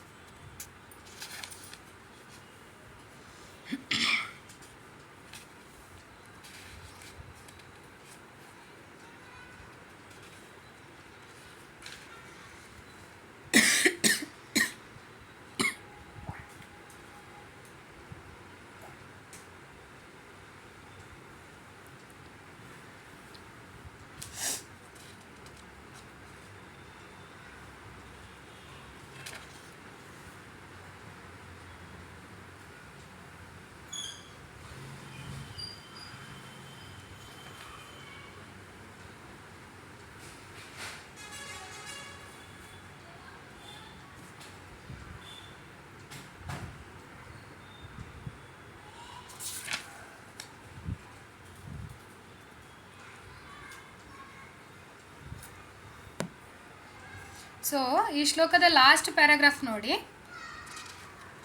9ನೇ ಅಧ್ಯಾಯದ 11ನೇ ಶ್ಲೋಕದ ಕೊನೆಯ ಪ್ಯಾರಾಗ್ರಾಫ್, ಲಾಸ್ಟ್ ಪ್ಯಾರಾಗ್ರಾಫ್. ದೇವಾಲಯದ ಪೂಜೆಯನ್ನು ತೆಗಳುವ ಅನೇಕ ಮಂದಿ ನಿರಾಕಾರವಾದಿಗಳು ಇದ್ದಾರೆ. ದೇವರು ಎಲ್ಲೆಲ್ಲಿಯೂ ಇದ್ದಾನೆ. ಆದುದರಿಂದ ಭಕ್ತನು ದೇವಾಲಯದ ಪೂಜೆಗೆ ತನ್ನನ್ನು ಏಕೆ ಸೀಮಿತಗೊಳಿಸಿಕೊಳ್ಳಬೇಕು ಎಂದು ಅವರು ಕೇಳುತ್ತಾರೆ. ಸೊ ಈ ಪ್ಯಾರಾಗ್ರಾಫನ್ನು ಓದಿದರೆ ನಿಮಗೆ ಆನ್ಸರ್ ಸಿಗುತ್ತೆ. Okay, S. 9ನೇ ಅಧ್ಯಾಯದ 11ನೇ ಶ್ಲೋಕದ ಕೊನೆಯ ಪ್ಯಾರಾಗ್ರಾಫ್.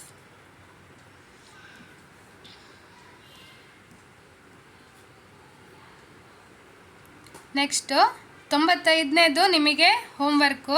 ವಾಪಸ್ ಶ್ಲೋಕವನ್ನು ಓದಿ ಬರಿಬೇಕಾದ್ರದ್ದು. 95, ಆಮೇಲೆ 95, 96, 97, 98 4 ಪ್ರಶ್ನೆಗಳು. ಅದು ನಿಮಗೆ 9ನೇ ಅಧ್ಯಾಯದ 22ನೇ ಶ್ಲೋಕ, 26ನೇ ಶ್ಲೋಕ, 10ನೇ ಅಧ್ಯಾಯದ 10ನೇ ಶ್ಲೋಕ ಮತ್ತು 9.27ರಲ್ಲಿ ಸಿಗುತ್ತೆ ಆನ್ಸರು. 99ನೇ ಪ್ರಶ್ನೆಗೆ ಮೇಲೆ ಒಂದು ಕತೆ ಕೊಟ್ಟಿದ್ದಾರೆ, ತನ್ನ ಭಕ್ತನಿಗಾಗಿ ತಿರುಗಿದ ಭಗವಂತ. ಎಲ್ಲರೂ ಉಡುಪಿ ಕೃಷ್ಣನ ಕತೆ ಕೇಳಿದ್ದೀರಾ? ಗೊತ್ತಾ? ಉಡುಪಿ ಕೃಷ್ಣ ಭಕ್ತನಿಗೋಸ್ಕರ, ಯಾರಿಗೋಸ್ಕರ? ಕನಕದಾಸರಿಗೋಸ್ಕರ ತನ್ನ ದಿಕ್ಕನ್ನು ಬದಲಾಯಿಸ್ತಾನೆ. ಈಗಲೂ ಅಲ್ಲಿ ದರ್ಶನ ಯಾವ ರೀತಿ ಇರುತ್ತೆ? ಕನಕನ ಕಿಂಡಿ ಅನ್ನೋದ್ರ ಮೂಲಕ ಇರುತ್ತೆ. ಕಿಂಡಿ ಚಿಕ್ಕ ಕಿಟಕಿ ಥರ ಇರುತ್ತೆ, ಅದರಲ್ಲಿ ನೋಡಬೇಕಂತೆ ಭಗವಂತನನ್ನು. ಯಾರು ಉಡುಪಿಗೆ ಹೋದರೆ ಅಲ್ಲಿ ದರ್ಶನ ಮಾಡಿ ಆ ರೀತಿ. ಸೊ ತನ್ನ ಭಕ್ತನಿಗಾಗಿ ತಿರುಗಿದ ಭಗವಂತ ಕಥೆಯನ್ನು ಓದಿ. ಅದೇ ರೀತಿ ಶ್ಲೋಕ 12.5ರ ಭಾವಾರ್ಥವನ್ನು ಓದಬೇಕು 99ನೇ ಪ್ರಶ್ನೆಗೆ. ಭಗವದ್ಗೀತೆಯ ಶ್ಲೋಕ 12.5ರ ಭಾವಾರ್ಥವನ್ನು ಓದಿ ಮತ್ತು ಸರಿಯಾದ ಆಯ್ಕೆಯನ್ನು ಗುರುತಿಸಿ. ಉಡುಪಿ ದೇವಸ್ಥಾನದಲ್ಲಿ ತನ್ನ ಭಕ್ತನಿಗಾಗಿ ಕೃಷ್ಣನ ವಿಗ್ರಹವು ತಿರುಗಿದನ್ನು ನಾವು ಹೇಗೆ ಅರ್ಥೈಸಿಕೊಳ್ಳಬಹುದು? ಸೊ ಏನಂತ ಅರ್ಥ ಮಾಡ್ಕೊಳ್ಬೋದು, ಈ ಯಾವುದೇ ವಿಗ್ರಹ ಆಗಿರಲಿ, ಭಗವಂತನ ವಿಗ್ರಹ ಅಥವಾ ಚಿತ್ರ, ಅದು ಯಾವುದು ಕೂಡ ಭೌತಿಕ ವಸ್ತು, ಅಂದರೆ ಕಲ್ಲು ಮಣ್ಣು ಇದರಿಂದ ಮಾಡಿರುವಂಥದ್ದು ಮಾತ್ರ ಅಲ್ಲ, ಅಂದರೆ ಅದರಿಂದ ಮಾಡಲ್ಪಟ್ಟಿದೆ, ಆದರೂ ಅದರಲ್ಲಿ ಜೀವ ಅನ್ನೋದಿರುತ್ತೆ. ನೀವು ನಂಬಿದರೆ ಅದರಲ್ಲಿ ಜೀವ ಇರುತ್ತೆ, ಕೆಲವರು ನಂಬಲ್ಲ. ಆದರೆ ನೀವು ನಂಬಿದರೆ ಅದನ್ನು ಅವನು ತೋರಿಸ್ತಾ ಹೋಗ್ತಾನೆ, ಕೆಲವು ಪ್ರಕಟಣೆಗಳನ್ನು ತೋರಿಸ್ತಾ ಹೋಗ್ತಾನೆ. ಮತ್ತು ಯಾವುದೇ ವಿಗ್ರಹ ರೂಪದಲ್ಲಿ ಇರಲಿ, ಅವನು ಫೋಟೋದಲ್ಲಿ ಇರಲಿ ಅಥವಾ ಇದರಲ್ಲಿ ಕಲ್ಲಿನ ಮೂರ್ತಿಯಲ್ಲಿರಲಿ ಅಥವಾ ಪಂಚಲೋಹದಲ್ಲಿರಲಿ, ಯಾವುದೇ ಲೋಹದಲ್ಲಿ ಮಾಡಿರಲಿ, ಅವನು ಭಕ್ತಿಗೆ ಸ್ಪಂದಿಸ್ತಾನೆ ಅನ್ನೋದು ಸೆಕೆಂಡ್ ಪಾಯಿಂಟ್. 12ನೇ ಅಧ್ಯಾಯದ 5ನೇ ಶ್ಲೋಕದಲ್ಲಿ ಬರುತ್ತೆ ಇದು. ಸೊ ಇವಾಗ ಆನ್ಸರ್ ನಿಮಗೆ ಸಿಕ್ಕಿರುತ್ತೆ ಅಂದ್ಕೊಂಡಿದ್ದೀನಿ. 100ನೇ ಪ್ರಶ್ನೆ, ಲಾಸ್ಟ್ ಪ್ರಶ್ನೆ. ಕೃಷ್ಣ ಭಕ್ತಿಯನ್ನು ಮಾಡುವ ರೀತಿ ಯಾವುದು? ನಾವು ಕೃಷ್ಣ ಭಕ್ತಿಯನ್ನು ಹೇಗೆಲ್ಲ ಮಾಡಬಹುದು? ಭಗವದ್ಗೀತೆಯ 9ನೇ ಅಧ್ಯಾಯ 34ನೇ ಶ್ಲೋಕ.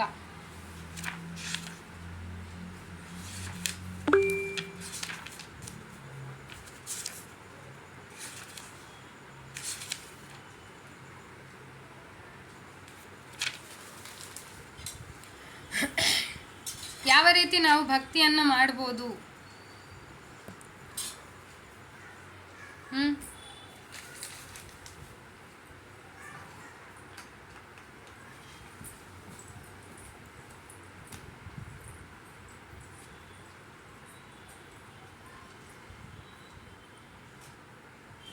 ಸೊ ಇದರಲ್ಲಿ 34ನೇ ಶ್ಲೋಕ, ಕೊನೆಯ ಶ್ಲೋಕ ಅದು. ಮನ್ಮನ ಭವ ಮದ್ಭಕ್ತೋ ಮಧ್ಯಾಜೀಮಾಂ ನಮಸ್ಕುರು ಮಾಮೇ ವೈಶ್ಯಸಿ ಯುಕ್ತೈವಾಂ ಆತ್ಮಾನಂ ಮತ್ಪರಾಯಣಃ. ಅದನ್ನು ಸದಾ ನನ್ನನ್ನು ಚಿಂತಿಸುವುದರಲ್ಲಿ ಮನಸ್ಸನ್ನು ತೊಡಗಿಸು, ನನ್ನ ಭಕ್ತನಾಗು, ನನಗೆ ನಮಸ್ಕಾರ ಮಾಡು ಮತ್ತು ನನ್ನನ್ನು ಪೂಜಿಸು. ಆಗ ನನ್ನಲ್ಲಿ ಸಂಪೂರ್ಣವಾಗಿ ಮಗ್ನನಾಗಿ ನಿಶ್ಚಯವಾಗಿಯೂ ನೀನು ನನ್ನಲ್ಲಿಗೆ ಬರುವೆ. ಯಾವ ರೀತಿಯೆಲ್ಲ ನಾವು ಭಗವಂತನನ್ನು ಪ್ರಾರ್ಥಿಸ್ಬೋದು ಅಥವಾ ಭಕ್ತಿಯನ್ನು ಮಾಡ್ಬೋದು ಅಂತ ಈ ಶ್ಲೋಕದಲ್ಲಿ ಹೇಳಲಾಗಿದೆ. ಇದರ ಭಾವಾರ್ಥದ ಫಸ್ಟ್ ಪ್ಯಾರಾಗ್ರಾಫ್ ಅಲ್ಲ, ಸೆಕೆಂಡ್ ಅಲ್ಲ, ಥರ್ಡ್ ಪ್ಯಾರಾಗ್ರಾಫ್ ನೋಡಿ. 3ನೇ ಪ್ಯಾರಾಗ್ರಾಫು. ಲಾಸ್ಟಿಂದಲೂ 3, ಫಸ್ಟಿಂದಲೂ 3. ಓಕೆ. ಯಾರೇ ಆದರೂ ಕೃಷ್ಣನ ನಿತ್ಯ ರೂಪದಲ್ಲಿ, ಮೂಲ ರೂಪದಲ್ಲಿ ತನ್ನ ಮನಸ್ಸನ್ನು ನಿಲ್ಲಿಸಬೇಕು. ಕೃಷ್ಣನೇ ಪರಮಪುರುಷನೆಂಬ ನಿಶ್ಚಲ ನಂಬಿಕೆಯಿಂದ ಅವನ ಪೂಜೆಯಲ್ಲಿ ತೊಡಗಬೇಕು. ಕೃಷ್ಣನ ಪೂಜೆ ಮಾಡಬೇಕೆಂದರೆ ಭಾರತದಲ್ಲಿ ಲಕ್ಷಾಂತರ ದೇವಾಲಯಗಳಿವೆ. ಇವುಗಳಲ್ಲಿ ಭಕ್ತಿ ಸೇವೆಯು ನಡೆಯುತ್ತದೆ. ಇಂತಹ ಸೇವೆಯು ನಡೆಯುವಾಗ ಕೃಷ್ಣನಿಗೆ ನಮಸ್ಕಾರ ಮಾಡಬೇಕು. ವಿಗ್ರಹದ ಮುಂದೆ ತಲೆಬಾಗಿ ಕಾಯ ವಾಚ ಮನಸ ಎಲ್ಲವನ್ನೂ ನಿರತಗೊಳಿಸಬೇಕು. ಇದರಿಂದ ಮನುಷ್ಯನು ವಿಚಲಿತನಾಗದೆ ಕೃಷ್ಣನಲ್ಲಿ ತನ್ಮಯನಾಗುತ್ತಾನೆ. ಇದರಿಂದ ಅವನು ಕೃಷ್ಣಲೋಕಕ್ಕೆ ಹೋಗಲು ನೆರವಾಗುತ್ತದೆ. ನೈತಿಕ ಅಳುಕಿಲ್ಲದೆ ವ್ಯಾಖ್ಯಾನಕಾರರು ದಾರಿ ತಪ್ಪಿಸಲು ಅವಕಾಶ ನೀಡಬಾರದು. ಕೃಷ್ಣನ ವಿಷಯ ಶ್ರವಣ ಮತ್ತು ಸಂಕೀರ್ತನೆಗಳಿಂದ ಪ್ರಾರಂಭಿಸಿ ಭಕ್ತಿ ಸೇವೆಯ 9 ವಿಧಗಳಲ್ಲಿ ತೊಡಗಬೇಕು. ಪರಿಶುದ್ಧ ಭಕ್ತಿ ಸೇವೆಯು ಮಾನವ ಸಮಾಜದ ಅತ್ಯುನ್ನತ ಸಾಧನೆ. ಸೊ ಇದರಲ್ಲಿ ನಿಮಗೆ ಕೆಲವು ಪಾಯಿಂಟ್ ಸಿಗುತ್ತೆ, ಯಾವ ರೀತಿ ನಾವು ಭಕ್ತಿಯನ್ನು ಮಾಡ್ಬೋದು ಅಂತ. ನಾವು ಒಂದು ಕೃಷ್ಣನನ್ನು ಮನಸ್ಸಲ್ಲಿ ಧ್ಯಾನಿಸ್ತಾ ಅವನ ಭಕ್ತಿಯನ್ನು ಮಾಡ್ಬೋದು. ಅದೇ ರೀತಿ ನಮ್ಮ ನಮಸ್ಕಾರಗಳನ್ನು ದಿನಂಪ್ರತಿ ಅವನಿಗೆ ನಮಸ್ಕಾರಗಳನ್ನು ಮಾಡಿ ಕೂಡ ನಮ್ಮ ಭಕ್ತಿಯನ್ನು ತೋರ್ಪಡಿಸ್ಕೊಳ್ಬೋದು.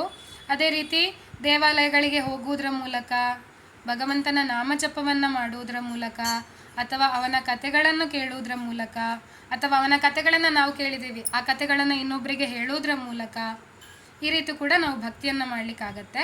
ಸೊ 100ನೇ ಪ್ರಶ್ನೆ ಈಸಿ ಇದೆ. ಸೊ ಆನ್ಸರ್ ನೀವು ಬರಿಬೋದು. ಸೊ 7 ನಿಮಿಷ ಎಕ್ಸ್ಟ್ರಾ ಆಯಿತು ಕ್ಲಾಸು, ಕ್ಷಮೆ ಇರಲಿ.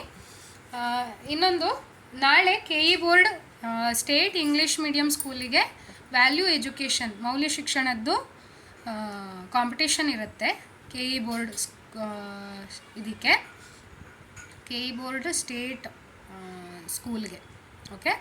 ಆಮೇಲೆ OMR ಶೀಟ್ ಫಿಲ್ ಮಾಡೋದ್ರ ಬಗ್ಗೆ ಒಂದು ಚಿಕ್ಕ ನಿಮಗೆ ಅದರದ್ದೊಂದು